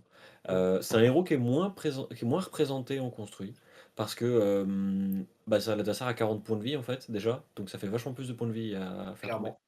C'est non Et c'est un négligeable. héros qui, à cause de ça, a été assez peu joué, qui a été assez peu représenté, mais qui a quand même des forces, a quand même de Mm. réelles forces, avec lui et mais du coup, on s'est dit que c'était plus cohérent de partir d'un deck de blitz pour aboutir au deck de construit et pas l'inverse. Du coup, Yes. on commence par le blitz. Alors, pour vous donner juste une petite idée, effectivement, sur les 1000 points nécessaires pour être Living Legend en construit, Kano en a 54. Et sur les 500 points nécessaires pour être Living Legend en Blitz, Kano en a, que je vérifie, 277. Voilà. Donc, ça vous Mmh. donne une toute petite idée de l'impact que le héros a en Blitz, où c'est, de mon point de vue, au minimum un des top 3 decks du format actuel, voire potentiellement le numéro un. Là où en CC, c'est au maximum un pick rogue qui va être dépendant d'une méta quand même, et qui va être dépendant d'un très bon plan de jeu, d'un très bon niveau de jeu, etc. Et qui va être beaucoup plus dur à faire performer. Mmh Pour mh. la liste de Blitz, alors c'est pas exactement la liste de Blitz que je joue actuellement, Ouais, puisque c'est c'est la l'idée. liste de Blitz que je vais jouer dans mes prochains tournois. Notamment alors sur deux éléments principaux. Enfin, trois. Le premier, c'est que j'ai remis Nourishing Emptiness, qui est une carte qui est très débattue. C'est la seule attaque du deck. C'est une attaque qui coûte 2, qui attaque pour 6, et qui, si on n'a pas d'attaque dans notre deck, a Dominate, et si ça touche, elle a plus 1 d'intellect jusqu'à la fin du tour. Alors pourquoi la carte est discutée dans Kano? Parce que, si on la révèle sur Kano, on ne peut plus faire d'activation de Kano du tour, et ça peut complètement nous faire perdre la tempo, voire la partie.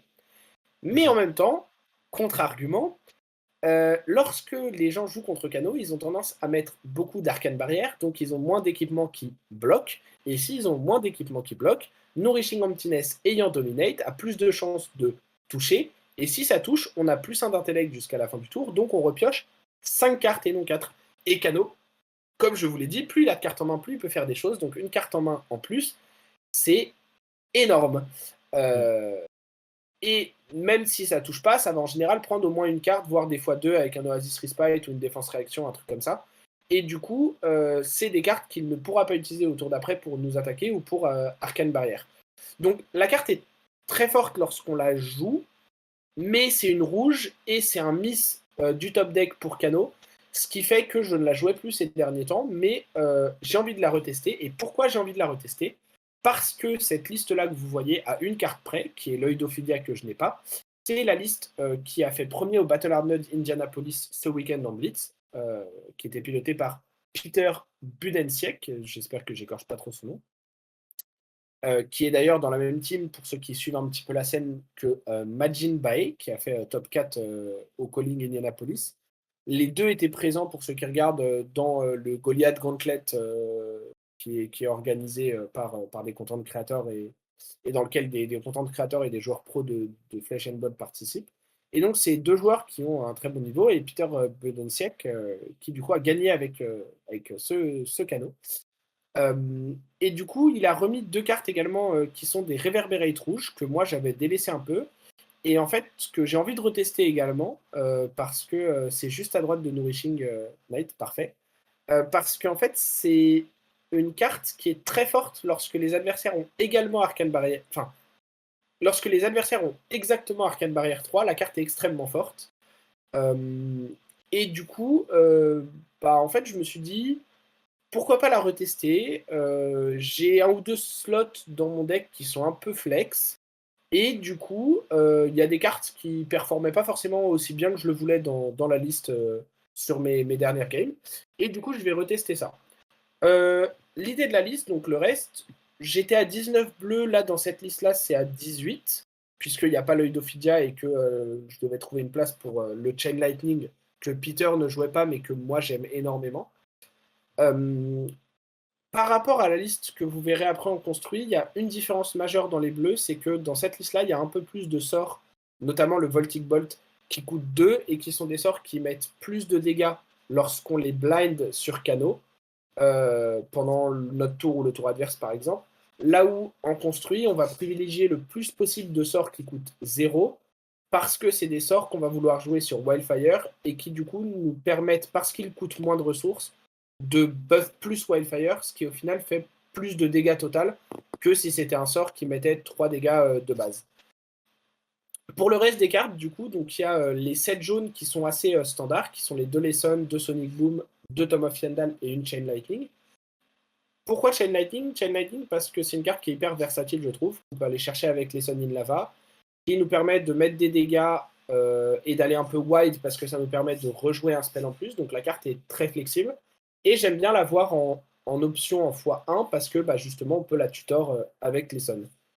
Les Sun et Sonic Boom, c'est des cartes qu'on revoit dans la plupart des decklists parce que elles sont très efficaces, qu'elles permettent d'enchaîner plusieurs spells, que grâce à Crucible, elles passent à 4 et que donc c'est un breakpoint pour les decks qui jouent Arcane Barrière 3. Même si cela étant dit, Sonic Boom est une carte que je réfléchis à cut. Je ne le fais pas pour le moment, notamment parce qu'il n'y a pas de meilleure option de mon point de vue. Mais c'est une carte qui pourrait être amenée à partir de mon point de vue, et en tout cas pour moi personnellement dans ma liste, si on a des meilleures options dans une prochaine extension supplémentale par exemple. Tom of Kendall, j'en ai parlé tout à l'heure, c'est extrêmement fort. De l'arsenal dans certains match-ups, ça nous permet de gagner 5 ou 6 points de vie et après d'avoir une main pleine pour faire plein de spells grâce à Kano depuis le dessus de notre deck. Dans d'autres match-ups, ça nous permet juste d'accélérer et de high roll, et dans d'autres, ça nous permet de le mettre en pitch stack pour avoir une pitch stack assez grosse pour battre un peu ce qu'on veut, entre guillemets. Donc, c'est hyper strong en termes de flexibilité et de power level et d'iron. Tom Et of d'ailleurs, Fighterwind, c'est pareil. Ouais, ouais, j'en profite, tout ce qu'on dit actuellement sur la liste de Blitz, vaut aussi pour la liste de construit. oui, C'est-à-dire que, Croissant, ne l'a pas dit, mais enfin, c'est pas très grave.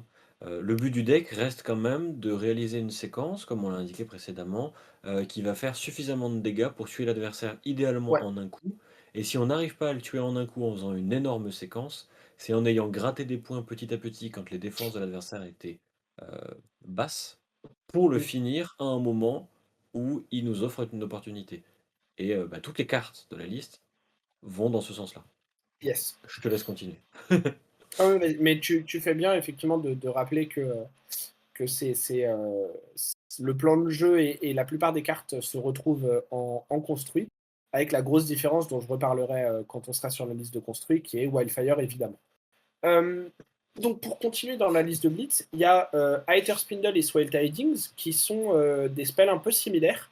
Euh, En fait, les deux sont des spells qui vont passer au-dessus de Arcane Barrière 3 et qui donc dans la plupart des match-ups mid-range ou défensifs vont passer des dégâts, qui est très important pour augmenter notre range de kill parce qu'on a besoin de moins de choses si on a besoin de mettre moins de dégâts parce qu'on en a gratté avant.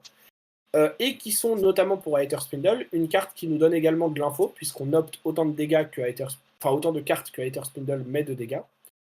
Et c'est également une carte qui, en général, doit être bloquée un minimum par l'adversaire parce que sinon on peut trop partir. Et donc c'est une carte qui est menaçante et qui demande une réponse, un peu comme Sonic Boom ou Lesson in Lava de manière générale. Et donc c'est des cartes qui nous aident à maintenir ce concept de tempo dont on a beaucoup parlé dans cet épisode, à prendre des cartes de la main adverse. Et Reverberate, et c'est pour ça que j'ai envie de la retester, j'en ai déjà parlé un petit peu, mais pour revenir dessus, fait un peu le même job en jouant une carte de la main si l'adversaire laisse passer des dégâts. Et du coup, c'est une carte qui, pareil, est menaçante et donne pas envie à l'adversaire de laisser passer trop de dégâts, et donc il a envie d'en prévenir une partie. Et donc, c'est une carte qui nous aide à faire plusieurs spells dans un tour et à prendre des cartes de la main adverse, donc ça avance notre plan de jeu. Les dernières cartes rouges, c'est Aether Flare et Aether Quickening, puisque Blazing, on en a parlé également tout à l'heure quand je présentais les cartes importantes du deck.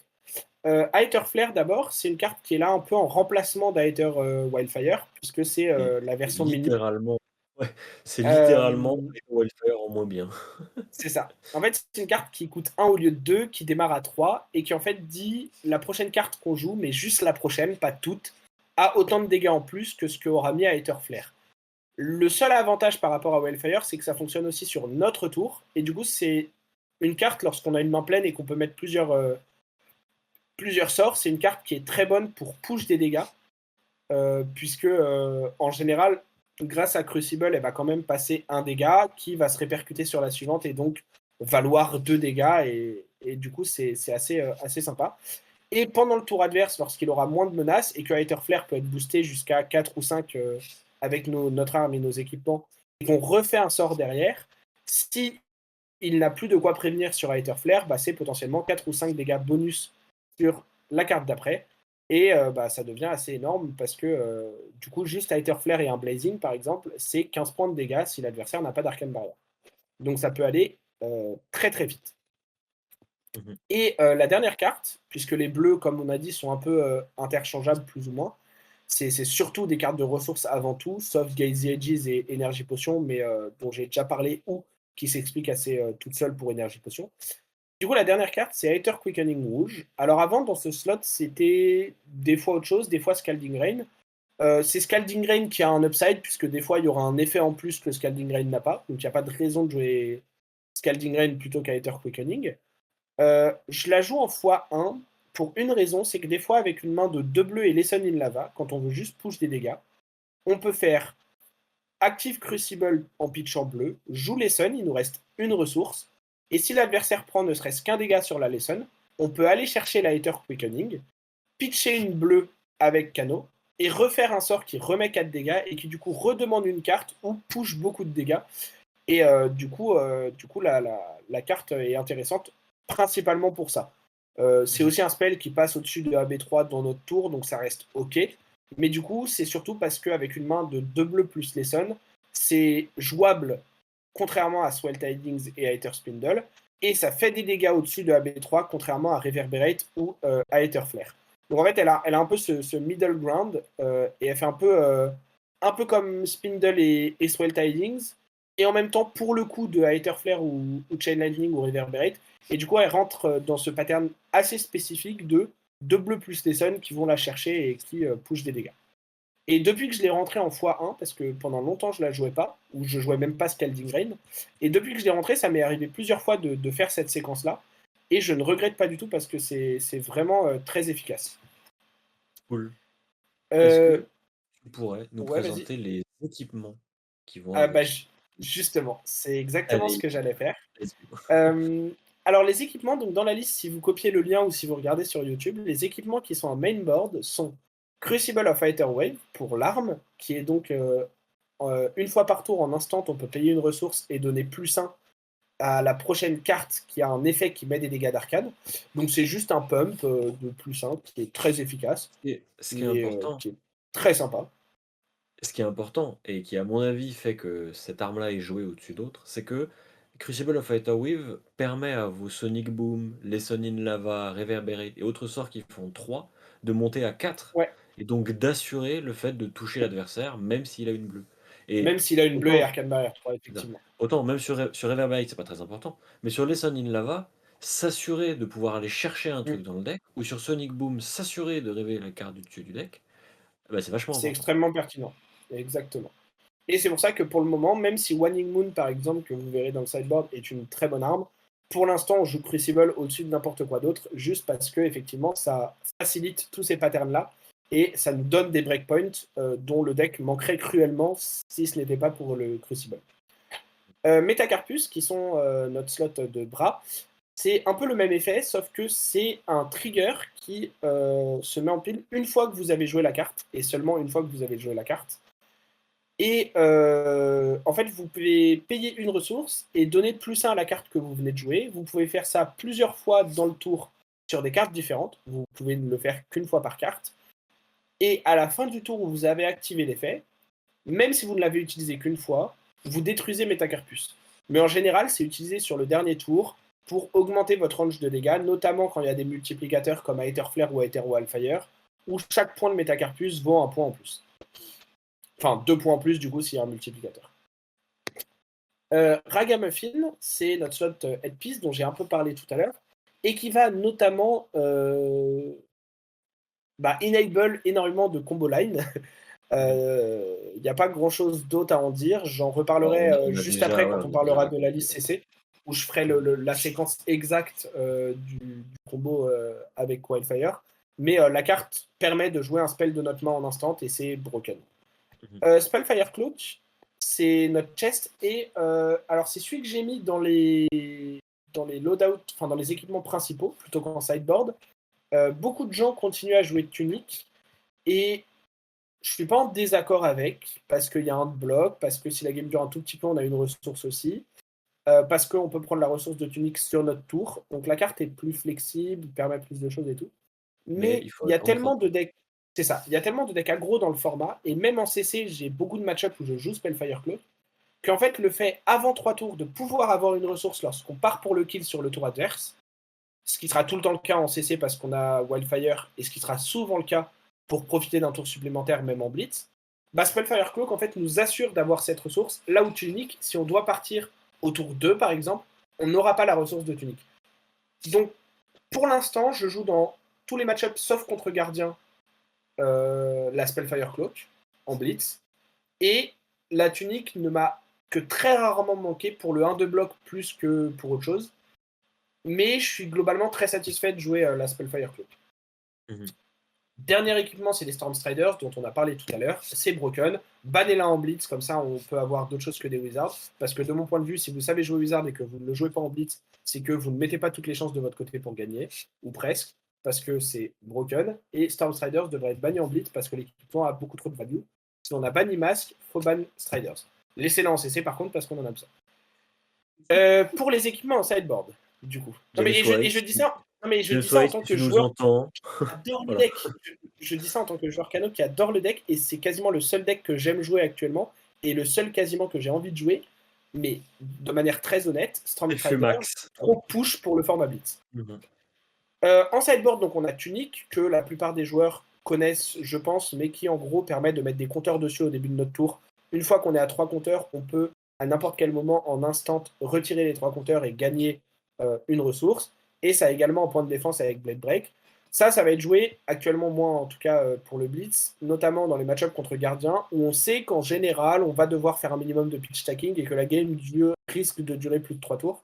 Et que donc on aura la capacité à profiter de Tunic, enfin à avoir le temps d'avoir la ressource, et potentiellement même de l'utiliser 2 ou 3 fois dans la partie, et donc qu'elle fasse beaucoup plus de value qu'une Spellfire Cloak.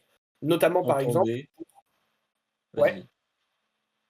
Bah, le plus important avec Tunic et avec Spellfire Cloak, c'est que ça fait une ressource pour payer Striders sans avoir besoin de dépenser de cartes. C'est un peu C'est ça. 95 du temps l'utilité de l'équipement. C'est globalement ça.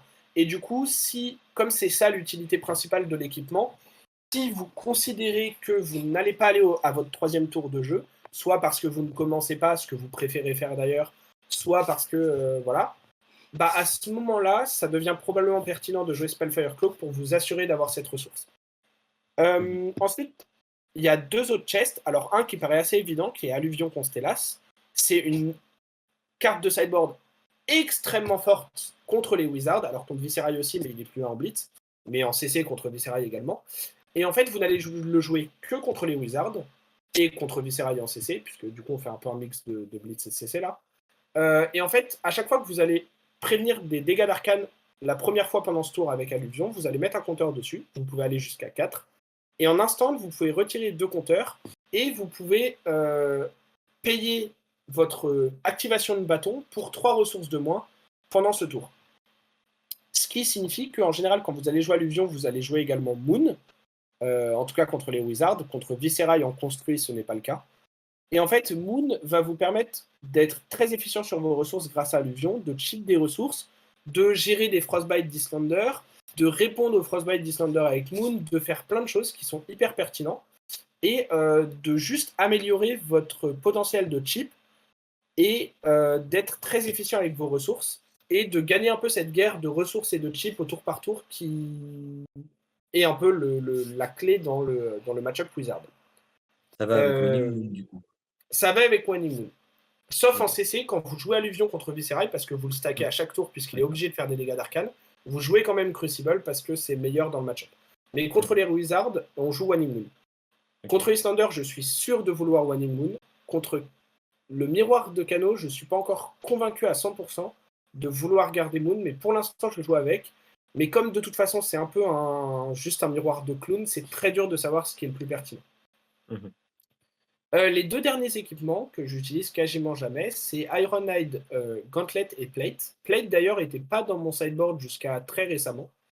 C'est-à-dire littéralement depuis. En fait, c'est hier, donc lundi, au moment d'enregistrer cet épisode, où en repartant, je me suis dit, mais s'il y a de plus en plus de blitz, j'ai envie de remettre des trucs qui bloquent pour ne pas perdre contre Herald of Erudition, qui est une carte extrêmement forte contre nous parce qu'on n'a pas de bloc d'équipement et que ça dominate, sa pioche de cartes, c'est broken.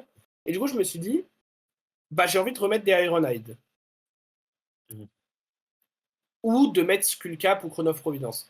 Le problème que j'avais, c'est que je me suis dit, ok, jamais je remplace les jambes parce que Stormstriders est trop fort. Mmh. Si la game dure longtemps contre Prism, je la gagne probablement pas parce qu'elle a le temps de faire des Spectral Shield et tout. Donc j'ai envie d'avoir Ragamuffin pour ce potentiel de combo assez tôt dans la partie et de légèrement high roll. Donc je veux pas Skullcap ou Chrono of Providence. Metacarpus, j'ai aussi un peu envie de le garder parce que ça me permet d'augmenter ma range de dégâts, même si c'est pas le plus important.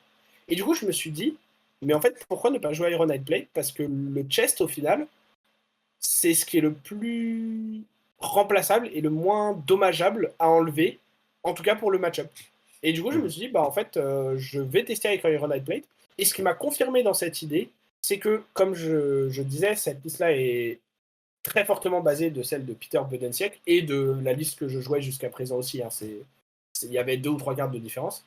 Et il jouait à Iron Knight Plate. Et je suis quasiment convaincu que c'est pour le match-up Prism, pour pas perdre contre Érudition, surtout qu'il n'a pas de Skullcap ni rien dans sa liste. Je pense aussi que c'est potentiellement au cas où il croiserait un Benji random en round 1 de son tournoi pour ne pas perdre sur Spring Tidings, mais c'est beaucoup moins Ouais, pertinent. bon. Voilà. Mmh.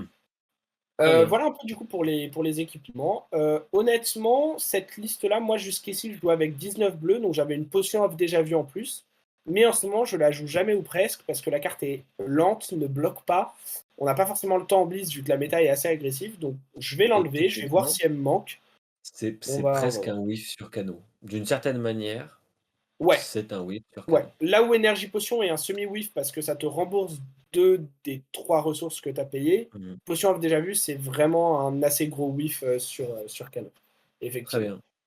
Du coup, ce que je te propose, c'est que maintenant que tu as présenté le deck en blitz, qu'on parle surtout des différences, Yes. avec, la version construite. Puisque comme c'est essentiellement les mêmes cartes, quasiment toujours le même plan de jeu et qu'en Mmh. fait, maintenant, la principale différence, c'est Aether Wildfire et Yes. donc les quelques cartes qui vont avec, comment est-ce que ça se matérialise dans la version de construit?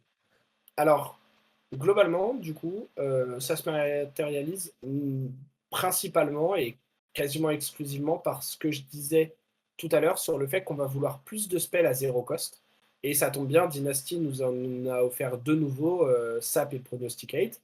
Mmh. Un autre à 1 cost avec, Aether, of Quickening. Quickening qui, fait 2 de base.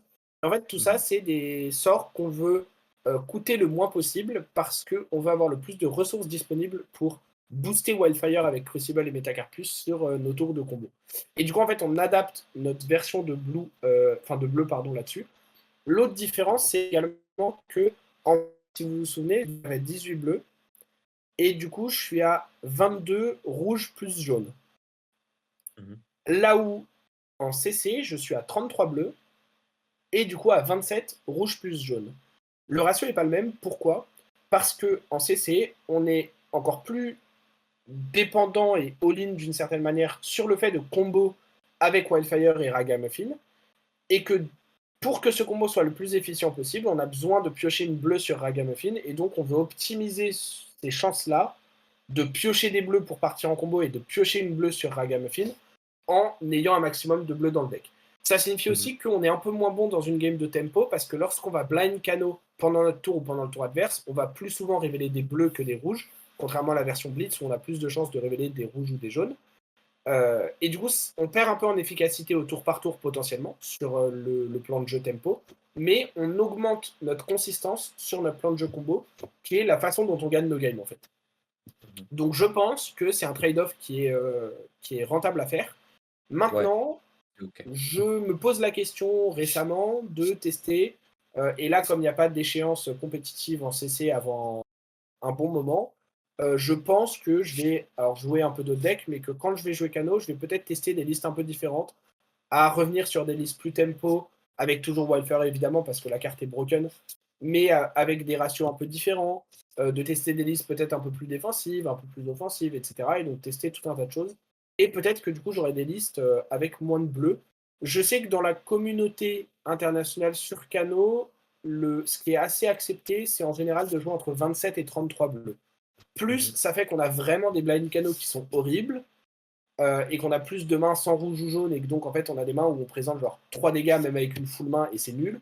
Et moins, ça Mmh. fait qu'on a vraiment moins de ressources dans nos mains pour jouer notre tour de combo, moins de chances d'avoir une buzz sur Ragamuffin, et du coup on est beaucoup plus efficace pour chip et pour jouer la tempo, etc. Mais on est beaucoup moins efficace pour combo et all-in. Donc, OK. après, c'est des playstyles qui peuvent varier un petit peu, mais voilà. Et du coup, la plus grosse différence, en fait, elle se trouve là, sur le fait qu'on va ajuster un peu nos bleus pour mieux convenir à Wildfire. Très bien. Bah, en vrai, tu as dit que tu allais le faire, mais ça m'amuserait de le présenter. Si tu m'y autorises, Vas-y, j'aimerais vas-y, présenter vas-y. la ligne de combo avec Wildfire. Parce que du Je sais coup, que normalement, tu la connais, si tu dis n'importe ouais, quoi, je reviendrai. quand j'ai joué Kano en Blitz, c'est comme ça qu'on gagnait. Et pour être honnête, je n'ai gagné que comme ça. C'est-à-dire que maintenant, la raison pour laquelle je ne joue plus Kano, c'est parce que justement, maintenant, le deck, c'est compliqué. Faut Le jeu réfléchir, était faut tellement faire des facile à maths, cette faut époque. compter. Là, à l'époque, c'était facile. Alors, c'est un peu comme une recette de cuisine. Il faut quelques ingrédients, on agite et paf, ça fait le choc à pic. Hem, les 2 éléments les plus importants vont être d'avoir, Spellfire Cloak ou un marqueur sur la tunique, mais finalement ça n'est pas très important. Surtout d'avoir un Aether Wildfire et un Blazing Aether. Idéalement, le Aether Wildfire sera en arsenal, mais s'il est en main, c'est faisable aussi. La séquence basique, est comme suit. On utilise Spellfire Cloak ou la tunique pour récupérer une ressource qu'on utilise pour activer Alors, Stormstriders. Ah oui, précision, notre main est constituée de 3 bleus et d'un Blazing Aether. je te coupe juste parce que, en fait, tu as dit tout à l'heure que Pas la dans le tunique ou tour la d'adversaire. Spellfire était utilisée pour Stormstriders, mais c'est pas tout à fait ça l'ordre. Puisque on veut maximiser l'information de Ragamuffin avant de payer d'autres choses pour Oui, mais savoir si voilà. techniquement, on le fera quoi qu'il arrive. Non, parce que en fait, il y a des moments, surtout si tu as pas 3 bleus, où tu peux pas forcément tout payer et du coup, en fait, tu veux payer Imaginons Striders avec une séquence première magique. bleue pour OK. vider le plus Si ton rapidement ta main Ouais, OK, pour voir ce que tu pioches avec Ragamuffin. tu as raison. Mais Et on part je du te laisse principe qu'on continuer. a un Wildfire en arsenal, un Blazing Aether et 3 bleus en main. On va activer Stormstriders en pitchant une bleue, il reste 2 flottants. On va activer canaux, conserver la priorité, il ne faut pas que les canaux se résolvent. Utiliser le Ragamuffin Hat pour mettre le Blazing Aether qu'on a en main au-dessus de notre deck et piocher une bleue parce que notre deck est bien fait et qu'on a du talent. Et ensuite, on va utiliser cette bleue pour activer Crucible of Aetherweave. On va jouer le Aether Wildfire de l'arsenal parce qu'il nous reste, on a activé Stormtriders au début. Normalement, il vous reste, alors attends, là tu as fait un. Il Ah, tu reste pas besoin de une pitcher ta ressource. bleue en fait. En fait, comme Il reste il une te reste ressource, une il faut que tu ressource et repitches la une bleue. en main. Bon, donc on est obligé de pitcher la bleue, du coup il nous reste 2 ressources. À ce moment-là, va y avoir Metacarpus qui va trigger et c'est là que c'est important. Puisqu'en fait, le trigger Metacarpus, c'est le moment où on va prendre la décision de payer ce Metacarpus uniquement en ayant connaissance des cartes qu'on va révéler, sur la capacité de Canaux. Et donc c'est à ce moment-là, avant que le trigger Metacarpus se résolve, qu'on va résoudre les capacités de Canaux. Et donc là, on va forcément résoudre le Blazing Aether sur le premier, et c'est la deuxième carte qu'on va résoudre qui a une importance. C'est-à-dire qu'en gros la question c'est: est-ce qu'elle coûte une ressource ou est-ce qu'elle est gratuite? Si elle coûte une ressource à jouer, on ne pourra pas activer Metacarpus. Si elle coûte 0, on peut activer Metacarpus. Et la séquence, au final, j'ai peut-être fait une erreur, mais en gros ça marche. C'est Aether Wildfire qui fait 6 points de dégâts, suivi d'un sort à 0 ou d'un sort à 1. Vous avez compris quoi, les Qui Metacarpus met 7 ou 8, qui met entre 7 et 8 points de dégâts, suivi du Blazing Aether qui met qui les 6 met points 19 ou de 20. Wildfire, plus les 6 points de dégâts de Wildfire, plus les 8 du sort entre les deux, ce qui fait la maxi sauce, etc., Ça etc. fait 19 ou 20. Voilà. Et en gros, les éléments qui vont changer dans cette ligne-là vont être basés sur la quantité d'énergie de potion que vous auriez, qui vous permettrait d'activer Canaux une fois de plus, ou que le sort révélé entre le Wildfire et le Blazing soit un sort à 2, genre un Voltic Bolt ou un Spindle, faire une activation de Canaux supplémentaire, payer Metacarpus, fixer le fait que vous auriez pas une main avec 3 bleus exactement, etc., etc. Et ensuite, si vous avez fait une pile, magique, normalement, vous avez des séquences incroyables où le premier canot révèle un Tome of Wind qui pioche de bleu, qui fait 2 activations de canaux, qui révèle un tome qui pioche de bleu, qui fait qu'on a 2 sorts entre le Wildfire et le Blazing Aether et c'est la fête du slip et ça en met partout. Voilà. Alors, idéalement, cette ligne de combo est plus claire quand elle est présentée physiquement. Mmh. Heu, mais si on en a un jour l'occasion, on vous présentera des parties, des sessions où on vous montre justement, physiquement, comment ça marche. Heu, mais en gros, je crois que j'ai pas fait d'erreur dans mon explication. Ah, je crois que si, j'ai fait une boulette avec Metacarpus parce que tu pas Tu censé pas fait pouvoir, tu pas fait d'erreur, bouger. en fait, La théorie est là, mais la pratique pas encore. Parce que c'est ça un fait peu ça. longtemps que je ça fait longtemps que je l'ai pas C'est un fait. peu ça. En fait, le la situation que tu as décrit sur l'ordering et tout ça, Ah oui, non, tu es c'est censé. lorsqu'on a Lesson in Lava. Si on n'a pas Lesson, mais qu'on a Blazing, il faut qu'on laisse un canot résoudre dès qu'on le fait pour connaître la carte. Parce que sinon, si on enchaîne les Highter Wildfire et tout, en fait, on répond aux activations de canaux. Et du coup, si on répond aux activations de canaux, il faut qu'on décide de payer le Metacarpus sans connaître le coût de la carte, comme tu l'as dit. Tu raison, tu Et raison. du coup, il faut qu'on laisse un canot résoudre, qu'on connaisse le coût de la Mmh. carte. Et ensuite, ce qui va beaucoup changer également, tu l'as dit, c'est le coût de cette carte-là, mais c'est aussi ce qu'on pioche sur Ragamuffin. Parce que si on pioche une Mmh. rouge et que le coût de la Oui, carte je est pars de du 1, c'est principe. là où on va pas pouvoir payer Metacarpus. Bien sûr. Mais Je pars du principe inversement, qu'on a pioché etc. une bleue et que ça C'est fera rien. ça. De toute façon, en fait, c'est Dites-vous que si vous avez 3 bleus Wildfire en arsenal, Blazing en main ou Lesson en main, et que vous piochez une bleue avec Ragamuffin, si vous séquencez correctement, vous pouvez hop, ouais, Metacarpus ça fait la bagarre. sur Wildfire et sur le deuxième spell, Mmh. voire potentiellement sur Blazing aussi. Voilà. Mais en fait, ce qui est intéressant avec ces lignes de combo, c'est ce qu'on présentait avant, c'est, il y a pas de ligne de combo universelle avec le deck, en fait.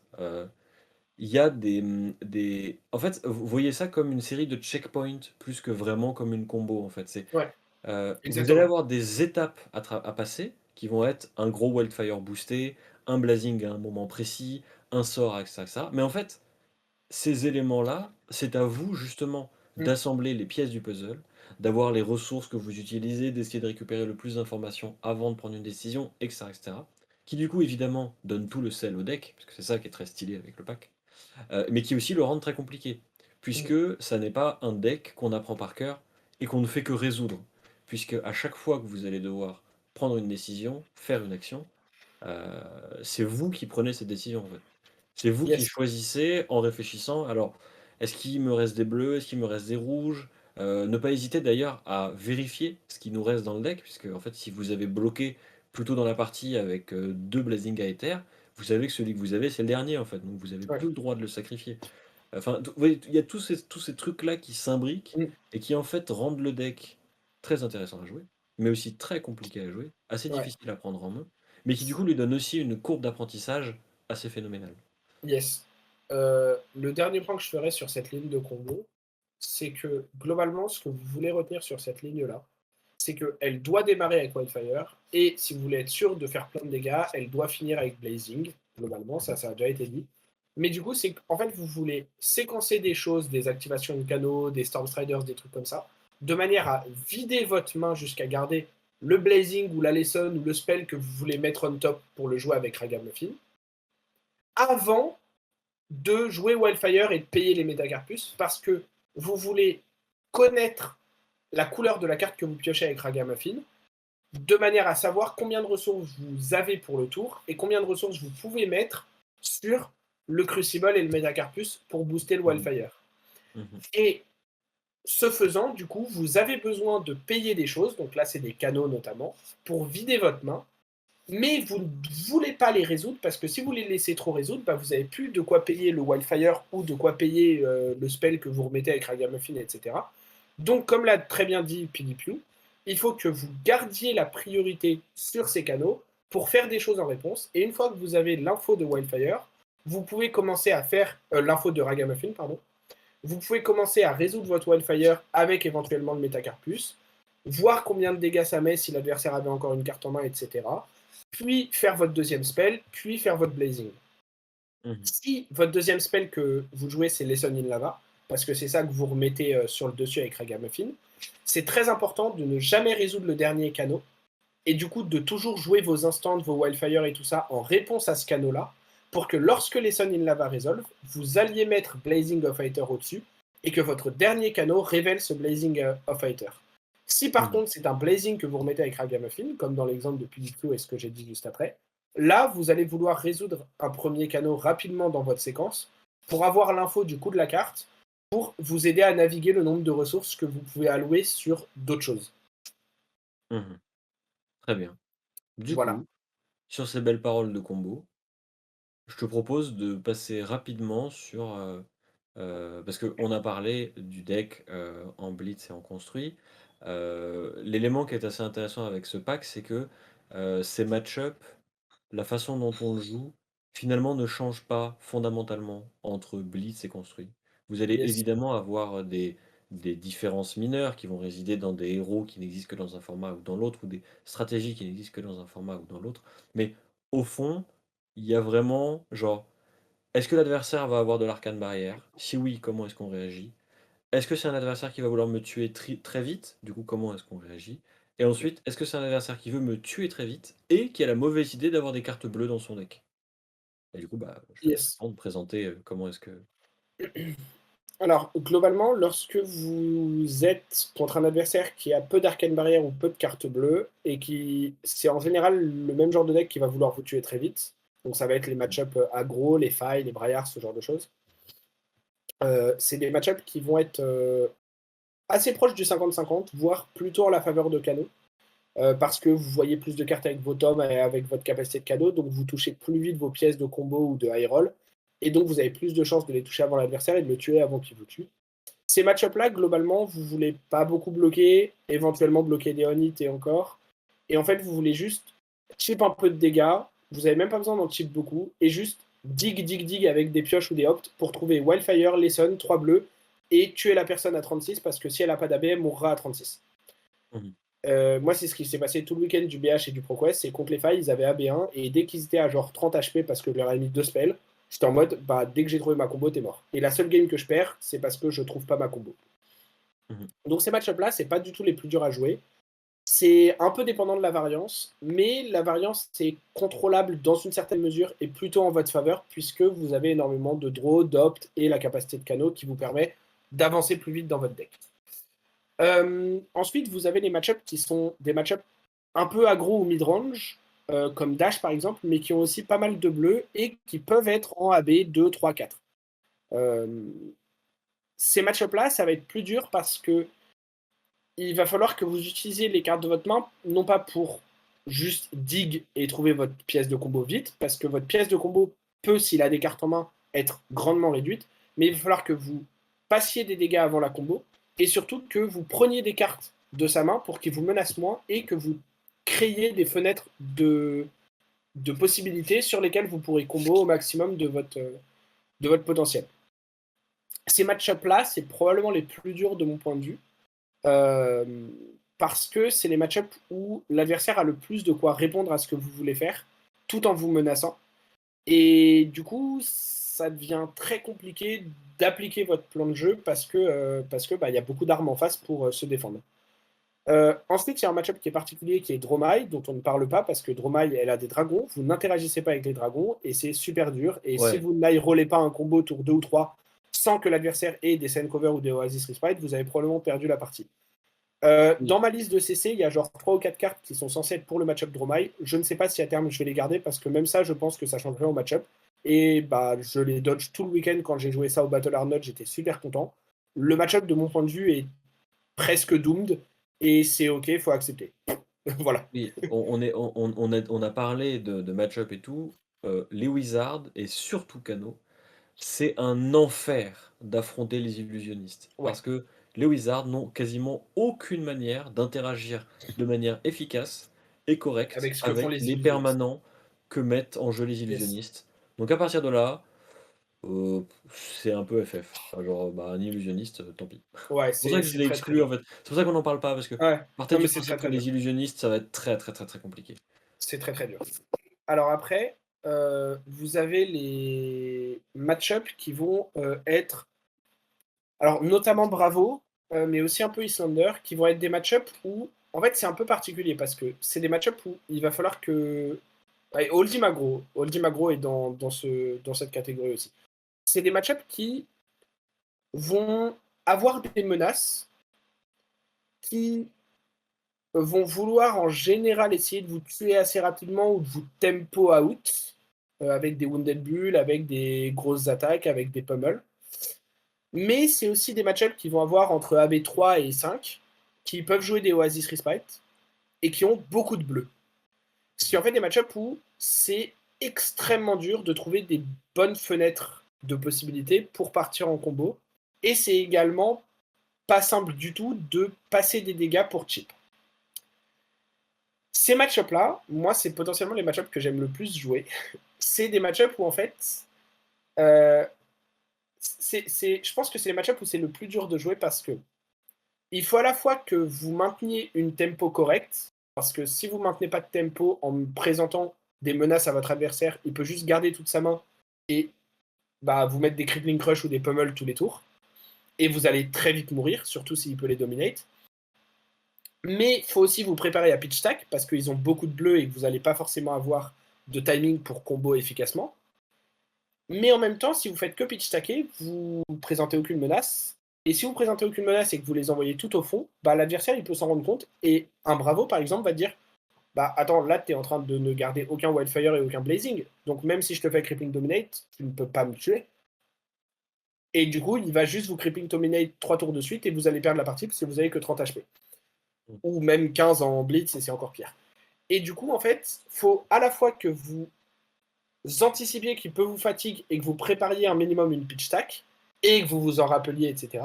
Tout en jouant des spells pour jouer la tempo, mais donc c'est des spells qui ne peuvent pas partir dans votre pitch stack, tout en bloquant pour garder des points de vie pour arriver à votre pitch stack, tout en gardant un minimum de menaces dans l'arsenal ou dans votre main pour que si à un moment Le Bravo, par exemple, il fait bah, Crippling Crush Dominate, comme ça m'est arrivé au BH à un moment, où le mec était en mode ah, j'aime pas faire ça, mais il voyait que je commençais à pitch stack, et du coup, tour 3, il fait Crippling Crush Dominate, il vide toute sa main, et du coup, je l'ai tué alors qu'il avait 35 HP. Parce que si vous pitch stackez, ils vont vouloir vous agresser pour vous tuer avant que vous arriviez à votre pitch stack, et du coup, ils vont être plus agressifs, donc vider plus leurs mains, donc laisser leur défense, bah, en fait, être moins en capacité de se défendre. Et du coup, c'est là où il faudra les punir et jouer comme si c'était un aggro qui avait juste plus d'arcane barrière parce qu'ils ont plus de ressources et être capable de profiter de ces fenêtres-là pour les tuer ou les passer très bas. Mmh. Sauf que s'ils décident de jouer très défensif, ces fenêtres-là n'arriveront pas et donc faut pitch stacker. Mmh. Mais si vous pitch stackez, eux, ça leur ouvre ces fenêtres. Donc c'est une sorte de ping-pong en fait en permanence dans la game parce que si vous montrez trop que vous pitch stackez et que vous gardez aucune menace en arsenal et tout ça, ou que vous bloquez trop tous les tours, genre vous bloquez avec 3 cartes, envoyez une carte en dessous, bloquez avec 3 cartes, envoyez une carte en dessous, etc. Bah à un moment, il peut juste mettre des dominates parce qu'il sait que vous n'avez pas de menace pour le tuer s'il vide sa main. Et en même temps, si vous jouez tout le temps pour je bloque très peu pour garder des cartes en main, pour pouvoir l'agresser et lui montrer que j'ai des menaces, bah vous allez perdre beaucoup d'HP parce que vous bloquez pas même quand il dominate pas. Et lui, il peut continuer à juste attaquer à moitié parce que vous allez prendre des dégâts et à un moment, vous allez plus être en mesure de ne pas bloquer ou d'envoyer des cartes pour votre stack parce que vous allez mourir sur n'importe quelle attaque. Donc c'est hyper tricky, mais je pense que c'est des matchups qui sont globalement en la faveur de Kano si vous arrivez à bien naviguer ce ping-pong-là. Et encore une fois, c'est des matchups que moi je trouve hyper intéressants à jouer et qui sont vraiment super skillés de mon point de vue. Et si vous voulez un peu, alors c'est pas forcément le meilleur exemple parce que je me rate un peu à la fin, mais il y a un exemple de ce genre de game qui était au Battle Arnold, puisque la round 1 du Battle Arnold, que vous pouvez retrouver sur l'œil d'Ophidia sur leur Twitch, c'était Olivier, qui est Ika, qui était donc la personne qu'on avait fait venir pour le Focus Bravo, et moi-même, dans le match-up Bravo contre Kano, justement. Et lui, bah, justement, il est très bon dans ce ping-pong aussi, parce qu'il connaît le match-up et qu'il a joué plein de fois contre moi. Et du coup, je trouve que la game est assez intéressante. Mmh. Euh, et le dernier truc, où je vais aller beaucoup plus vite que pour cela, parce que cela, il y avait pas mal de choses à dire, mais le dernier type de deck, pour moi, et de match-up, c'est très spécifiquement Hold Fatigue. Mmh. Et c'est un deck qui ne va pas pouvoir nous menacer. Et du coup, on a tout le temps du monde. Mais par contre, il faut faire une stack vraiment vénère parce qu'il a beaucoup de défense de Oasis et tout. Vous pouvez éventuellement, comme je le fais, mettre un Imperial Edict dans votre deck pour tecker contre les Oasis Respite et tout. Et en fait, c'est un deck où, bah là, vous savez que vous avez tout le temps du monde pour préparer la meilleure stack possible. Et il va falloir que vous prépariez la meilleure stack possible. Donc, ça va être des stacks à base de euh, Tom, draw de bleu, Tom, draw de bleu, Tom, draw de bleu, 3 zipot out pendant la game. Et notre stack, il y a genre 2 Wildfire dedans, 2 Sonic Boom, un autre gros spell de dégâts, un autre truc et 2 Blazing. Et là, Mmh. même s'il a 4 bleus en main, plus Crown of Seeds, plus AB de 4, et il pioche une autre bleue sur Crown of Seeds, et donc il peut prévenir genre une vingtaine de dégâts, il va quand même mourir avec Il votre va stack. mourir. Il va mourir. Mais il faut que votre stack soit de bonne qualité. Parce que si Ouais. vous faites une Faut qu'elle stack soit dans laquelle il n'y a pas assez de tomes et donc vous ne pouvez pas payer toutes vos cartes, ou dans laquelle il n'y a pas assez de spells de dégâts et de menaces, ça passera pas ses défenses. Et si vous le faites en utilisant tous vos équipements et tout, derrière ça va être très dur de le tuer sur les tours suivants. mmh Mais vous avez le Du temps de préparer une très bonne stack puisqu'il vous menace extrêmement peu. et du coup, on s'était dit que, là, on a parlé de comment est-ce que Kano gagne, mais du coup, moi, je vais parler, en tant qu'adversaire de Kano, comment Vas-y. affronter Kano. Parce qu'on a dit au début que les éléments importants de Kano, c'était les dégâts d'arcane et le fait qu'on ne pouvait s'en prémunir qu'en utilisant de l'arcane barrière. Mhm. Alors il faut savoir que dans le jeu, pour le moment, il y a 3 façons majeures de prévenir des dégâts d'arcane. Vous allez d'abord avoir l'arcane barrière, qui donc est lié aux équipements, généralement les nulles runes, mais parfois certains équipements de classe ont de l'arcane barrière. Vous allez avoir le Spell Void, qui fonctionne exactement de la même manière que l'arcane barrière, sauf que pour l'arcane barrière, vous avez besoin de payer des ressources pour chaque point de dégâts que vous voudriez prévenir. Spell Void ne vous demandera pas de ressources, mais vous ne pourrez prévenir les dégâts qu'une seule fois par partie, puisqu'un équipement que vous utilisez avec Spell Void est détruit lorsque vous avez prévenu les dégâts. Et enfin, la troisième façon de se prévenir des dégâts d'arcane est d'utiliser des instants, ou des permanents en jeu, mais on pensera plus à des instants, comme Oasis Respite, comme, Alors il y a Steadfast Ward aussi. et voilà, Ouais, et il y a aussi les permanents en jeu que vous mettriez avec Ward, comme, il y a un sigil, il me semble, qui te protège ouais, et d'autres trucs, genre les Spectral Shield. exactement. L'idée, c'est que, en blitz comme en construit, Kano va vouloir vous infliger énormément de dégâts d'arcane à un moment où vos défenses sont au plus bas. Donc, il y a 2 façons d'aborder le match-up. Soit vous comptez sur le fait que votre menace va être régulière et que vous allez, tout en maintenant une menace régulière, conserver suffisamment de ressources pour vous défendre. Ça va par exemple être le cas de Dorinthea, qui peut, en blitz, partir du principe que si Kano a 15 points de vie, il lui suffit d'attaquer 5 fois avec son épée pour gagner. Donc, elle peut payer une rouge par tour pour taper à 3, garder le reste de ses bleus, et si à un moment une opportunité se présente, présenter plus de dégâts en essayant de conserver le plus de bleus en main pour payer l'arcane barrière. Mais vous pouvez aussi avoir des stratégies qui vont, elles, solliciter Spell Void, qui vont être le cas par exemple de Braillard en construit, mais ça vaut aussi pour le Blitz, ou de Chain aussi, qui sont d'utiliser du Spell Void pour prévenir à un moment clé les dégâts que voudrait infliger Kano. Puisque si en tant que Braillard ou en tant que Chain, vous allez agresser comme jamais et présenter à Kano son total de points de vie en un tour, donc 15, ou on va dire une 20-25 points de dégâts en construit, qui revient à peu près au même, c'est que vous avez utilisé toutes les cartes de votre main. C'est donc que vous aviez une main qui avait très très peu de ressources ou qui était très rouge et que vous avez choisi d'infliger le plus de dégâts. Et en fait là, si Kano veut partir, ce qui va probablement arriver, en fait il va devoir prendre en compte l'idée que vous allez avoir Arcane Barrière 2, entre guillemets, gratos, tout en lui présentant beaucoup de dégâts. Et euh, le dernier élément, du coup, qui vient pour prévenir des dégâts d'arcane, qui vont être Oasis Respite et Ward, mais surtout Oasis Respite, sont encore mieux que le Spell Void, parce que vous pouvez additionner l'effet d'Oasis Respite avec l'Arcane Barrière et le Spell Void que vous auriez, et donc annuler complètement les sorts clés qui infligeraient des dégâts chez Kano. Mais de manière générale, pour gagner contre Kano, le plus important est moins l'équipement que vous auriez, le spell void, la quantité d'arcane barrière, la quantité de cartes que vous auriez mis dans votre deck pour prévenir les dégâts, mais plutôt la façon que vous avez de jouer contre Kano. C'est de savoir comment est-ce que vous vous positionnez par rapport à lui. C'est de savoir est-ce que vous êtes l'agresseur ou est-ce que vous allez avoir besoin de conserver des ressources pour vous défendre à un moment où il va faire n'importe quoi.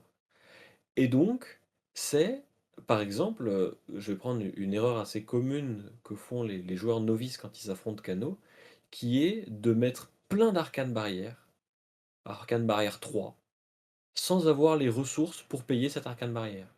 Puisque vous aurez beau avoir arcane barrière 3, si vous n'avez pas de bleu en main, c'est comme si vous ne bloquiez aucun dégât. Donc il faut plutôt privilégier ces façons que vous auriez de bloquer le maximum de dégâts en utilisant le moins de ressources possible.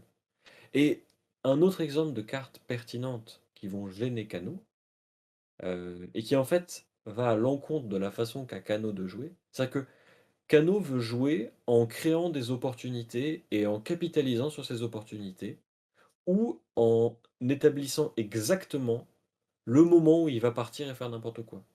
Si vous avez, dans les deux cas, réussi à pousser Kano à réagir au mauvais moment, vous pouvez mettre Kano dans une situation très inconfortable qui va le forcer à devoir prendre une décision à un moment où il n'a pas envie de le faire.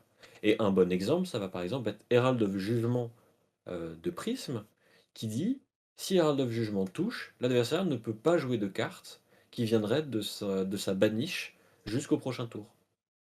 Ça paraît peu, mais si ça pousse Kano à devoir faire quelque chose à un moment où il ne voulait pas interagir, alors Mmh. vous allez dans le bon sens pour affronter Kano. Et en fait, c'est pour ça que je parle de l'idée que le plus important contre Kano, c'est plutôt de modifier la façon dont vous jouez vos cartes, Yes, plus que les cartes que vous avez mis dans votre deck. Puisque c'est ça la force de Kano. C'est qu'en fait, il vous force à jouer autrement. Il vous force à voir les cartes autrement. À vous dire qu'une carte, yes. c'est pas elle bloque 3, c'est elle fait 3 ressources quand elle en a besoin. Etc. etc.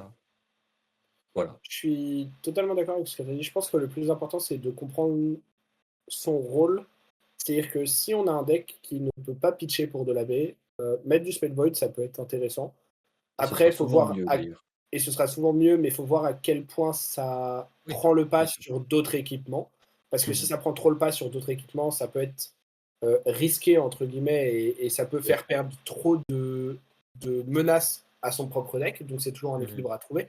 Mais de manière générale, effectivement, si vous n'avez pas la courbe de ressources dans votre deck pour vous permettre de pitcher pour de l'Arcane Barrière régulièrement, à la limite, n'en mettez pas. Enfin, vous pouvez en Mmh. mettre, mais c'est pas ça qui va être le plus pertinent, c'est à quel point votre deck peut présenter 15 à chaque tour. Parce que si votre deck peut présenter 15 à chaque tour, ça veut dire que moi j'ai un ou deux tours pour trouver mon létal.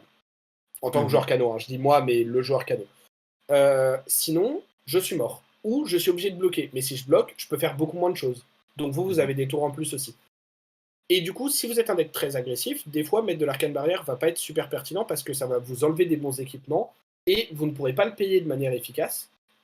Et du coup, vous allez juste vous dire, bah, je vais tenter de tuer Kano avant qu'il me tue. Mmh. Et c'est une stratégie tout à fait valable. Alors, ça ne va pas tout le temps marcher parce que des fois Kano va high roll, des fois Kano aura ses pièces de combo très tôt dans la partie, etc., etc. Des fois, vous allez avoir une mauvaise sortie. Je me rappelle notamment d'une game qui reste dans ma mémoire qui était le win and d'un ProQuest pour top 8 contre toi, PDPU, où on avait testé toute la saison Braillard contre Kano, puisque c'est les decks qu'on allait jouer, et on était arrivé à la conclusion que le meilleur setup c'était Spell Void 2 et pas d'AB pour Braillard. Et lui, on Et envoie tout dans la tête. et en fait, c'était et je continue à maintenir que c'était le bon choix, en tout cas à l'époque, par Ah rapport oui, aux bah, listes, par je rapport aux pense autres que c'est slots toujours le de cas. sideboard qu'il fallait, et cetera. Ce Mmh. serait peut-être différent maintenant parce qu'il y a Islander Oui, et tout, donc bien sûr. mais à Mais à l'époque, il y l'époque, avait pas il Islander, était il y moins avait une cool. méta différente, donc il y avait besoin Mmh. d'autres places de sideboard et du coup, le plan de jeu faisait qu'on était environ à 50-50 dans nos games de test. Par Mmh contre, mh. la game qu'on fait en stream, toujours sur l'œil d'Ophidia, parce qu'il streamait déjà à l'époque des ProQuest, Mmh. euh, qu'on fait, je start, je sais que tu joues à B0 parce qu'on a testé ensemble, donc ça c'est un avantage. Du coup, je prends la main, je fais Aether Flare Snapback, tu prends 11 dégâts tour 1, tu commences la partie à 29, et derrière, j'ai eu Aether Wildfire, Lesson in Lava au tour 3, et Mmh mh. tu es juste mort parce que malgré le Spell Void 2, en fait, bah mon combo faisait 26. Voilà. Et, Le et, truc, c'est que et, et le toi, de ton raisonnement côté, t'as eu un Channel Moon Heroic, mais t'as eu genre un Autumn Sludge bleu, et du coup, tu m'as ouais, présenté par genre exemple. peut-être 15 dégâts dans la game, max, en deux Bien sûr. tours, alors que Et normalement, c'est en ce fait que ton deck est supposé faire en un tour. et en fait, le raisonnement qu'il y avait derrière cet exemple, c'est surtout que, je ne pourrais pas correctement me prémunir des dégâts que voudrait m'infliger Kano. Exactement. Donc le mieux, c'est de repousser le plus possible le moment où il pourrait me tuer facilement. Et si vous vous souvenez du moment où on a parlé de la combo et des lignes, qui inclut Wildfire, chaque point de dégâts prévenu sur Wildfire Vaut équivaut à 5. 5 points de dégâts prévenus sur l'ensemble de la ligne. Donc en Mm. fait, Spell Void 2, c'est pas 2 points de dégâts qu'on absorbe, c'est 10. Ouais. Qui en fait un C'est quand même équipement vachement complètement broken. vachement mieux que peut-être avoir une carte qu'on Mm. pitch, je sais pas quoi pour AB non, non, là, il y a marqué: «Je gagne 10 points de vie sur ma combo», voilà, c'est Ouais. tout. Et du coup, c'était pour ça qu'on avait joué ça comme ça. Mais ça n'exclut pas que, bah, Kano, c'est aussi un deck qui, parfois, heu et c'est un bon exemple de ce que peut être la variance dans le jeu. C'est-à-dire que le joueur de Mm. Kano, des fois, va rouspéter parce qu'à chaque fois qu'il fait Kano, il révèle que des bleus et il a des mains très, Ouais. très rouges. Et à l'inverse, vous allez affronter Kano et il va Et des faire fois, tout se pitch passe bleu, bien. Tome of Fighter Wind, pitch bleu, Ouais. Tome of Fighter Wind, pitch bleu, Blazing Aether, pitch bleu, Wildfire, pitch bleu, Lesson, et là tu fais: Et là, tout «Oh se dis passe donc, bien et on a gagné. voilà. Mais effectivement, je pense que comme tu l'as dit, pour clôturer là-dessus, le plus important, c'est effectivement d'avoir un plan de jeu. C'est extrêmement important. Et d'adapter son deck et son équipement, et surtout sa façon de jouer, à ce plan de jeu. Est-ce qu'on doit être l'agresseur et tuer très vite le canot? Est-ce qu'on peut se permettre de bloquer beaucoup de choses parce qu'on a beaucoup de bleus, beaucoup d'arcane barrière? À quel point on peut se permettre de beaucoup bloquer pour ne pas lui laisser de fenêtre, mais en même temps, à quel point on doit quand même le menacer pour pas qu'il puisse pitch stack, etc., etc. Et après, c'est Mmh mh. aussi reconnaître des choses. C'est-à-dire que, et c'est le dernier point que je ferai, parce que je pense qu'il est important, Mmh. c'est qu'il y a beaucoup de joueurs qui, non seulement, comme tu l'as dit, mettent beaucoup d'arcane barrière, mais dès qu'ils ont une bleue, sont en mode oh là, faut que je pitch. Ou même avec une rouge et une jaune, oh, faut que je pitch. Oh, c'est des dégâts, faut que je prévienne les dégâts. Parce que dans leur tête, ils se disent plus mes HP diminuent, plus je suis en range de kill. Mais en fait, moins vous avez de cartes dans votre main, plus vous êtes en range de kill aussi. Comme j'ai expliqué, Mmh. il y a beaucoup de séquences de canaux qui vous tuent même si vous êtes à 20 ou 40, ou presque. On va dire 15 et 30, en gros. Euh, et du coup, si vous avez plus de cartes en main, bah, ça sert à rien d'avoir prévenu des dégâts avant, parce que moi, c'est le signal que, enfin, pour le joueur de canaux, c'est le signal que on peut partir de manière totalement sereine et on peut go. Et du coup, le point qui découle de ça, c'est aussi que faut pas arcane barrière n'importe quoi. Et en fait, et ça, je peux pas donner de règles et de conseils très détaillés et très définis. Pas parce que je veux pas les donner pour continuer à gagner, pas du tout. Je pense que sinon, je ferais même pas tous ces conseils-là et cette vidéo-là. C'est Clairement. surtout que ça va changer selon le game state, selon le moment où vous êtes dans la game, selon les HP, selon votre main, selon la main du canot, etc. Mais par exemple, un canot qui fait Sonic Boom et avec à qui il reste genre deux ou trois cartes en main, bah vous savez que vous allez prendre la sauce et mettre AB3 sur ce Sonic Boom, c'est pas forcément pertinent parce que de toute façon l'effet va passer et même si le canot révèle un spell qui coûte 2, que du coup il pourrait pas payer, enfin qu'il pourrait payer pour un de moins, bah comme il a d'autres cartes en main, il pourra payer ce spell. Donc vous Mmh. l'empêcherez pas de le jouer. Par contre, à l'inverse, s'il a plus de cartes en main, ça peut être pertinent de mettre Arcane Barrière 3, parce que s'il révèle un de ses spells à 2, comme Aether Spindle ou Swell Tidings par exemple, il pourra pas le jouer. Donc là, ça Mmh. peut devenir pertinent de mettre Arcane Barrière 3. Par ailleurs, comme dans la plupart des listes de canaux, surtout en construit, la plupart des spells sont à 0 ou à 1, arrêter Sonic Boom de 3 points de dégâts, mais laisser passer 1, ça veut dire qu'on laisse passer le hit effect, et que si le spell coûte 1 ou 0, en fait, les 3 qu'on a prévenus ne valent pas plus que 3. Mmh. Alors que si on avait attendu et qu'on les avait mis sur un Hater Spindle, par exemple, ou sur une Lesson in Lava ou un truc comme ça aurait pu valoir plus. Parce que sur Lesson, par exemple, bah, enlever 3 dégâts sur les 4, ça empêche d'aller chercher Wildfire pour le prochain tour. Mmh.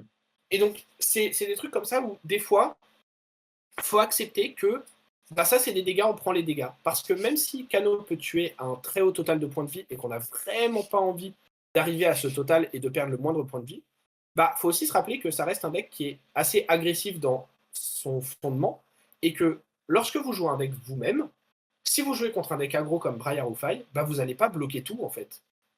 Mmh. Il y a des trucs qui Genre, vont passer et c'est ça ça, le masse. Faille qui vous fait un 3 go again, bah, vous allez être en mode bah, je sais que je veux pas bloquer avec toute ma main, donc celui-là, je vais le laisser passer parce que je veux garder pour s'il y a un snatch. Mmh. Et si, quand il joue sa dernière carte, vous voyez qu'il n'y a pas de snatch, là, vous pouvez quand même mettre un dégât, enfin mettre une carte pour bloquer, parce que de toute façon, elle vous servira à rien dans votre main pour agresser, etc. Et après, oui, contre Kano, c'est un peu différent parce que plus vous perdez d'HP, plus vous êtes en range de kill. Mais contre Mmh. Faille, si vous avez perdu des HP et que vous prenez un tour d'Art of War, bah vous n'allez pas forcément pouvoir le block out non plus. Si vous Mmh. prenez un tour de Channel Moon Heroic, vous n'allez pas forcément pouvoir le block out non plus, et vous allez potentiellement prendre trop de dégâts pour revenir dans la partie après. Donc il y a quand même des similitudes, et je pense qu'il y a trop de nouveaux joueurs, entre guillemets, qui, dès qu'ils voient un spell, mettent de l'arcane barrière s'ils ont des nulles runes dans leur stuff, en mode, faut pas que je prenne de dégâts. Vous Mmh. pouvez prendre des dégâts contre Kano. Mmh. Des fois, c'est même beaucoup mieux de prendre des dégâts et de garder ses cartes en main que l'inverse. Parce que plus de cartes en main, même si elles sont toutes rouges, fait que le canot il peut moins partir. S'il n'est pas obligé, il partira pas. Parce que en tant que joueur canot, le truc qu'on aime le moins, et c'est ce que tu disais avec les Ride of Judgment, c'est partir en n'ayant pas toutes les informations possibles. Ouais. Et du coup, quand on doit partir en combo et que l'adversaire a 3 cartes en main, c'est Au secours. beaucoup plus énervant que Au lorsqu'il en a secours. une ou zéro. Ouais, bien sûr. Et du coup, tout ce que vous pouvez faire pour garder des cartes en main et nous forcer à partir le plus tôt possible, ou nous forcer à jouer quand vous avez encore des cartes en main et à prendre des décisions quand vous avez encore des cartes en main, c'est positif pour vous contre Cano. Mmh. Mais si votre adversaire joue à Aether Wildfire, bloquez le plus possible dessus. Oui, évidemment. Alors vraiment, Alors c'est oui, s'il pardon, faut bloquer j'ai pas dit, une carte, c'est Wildfire.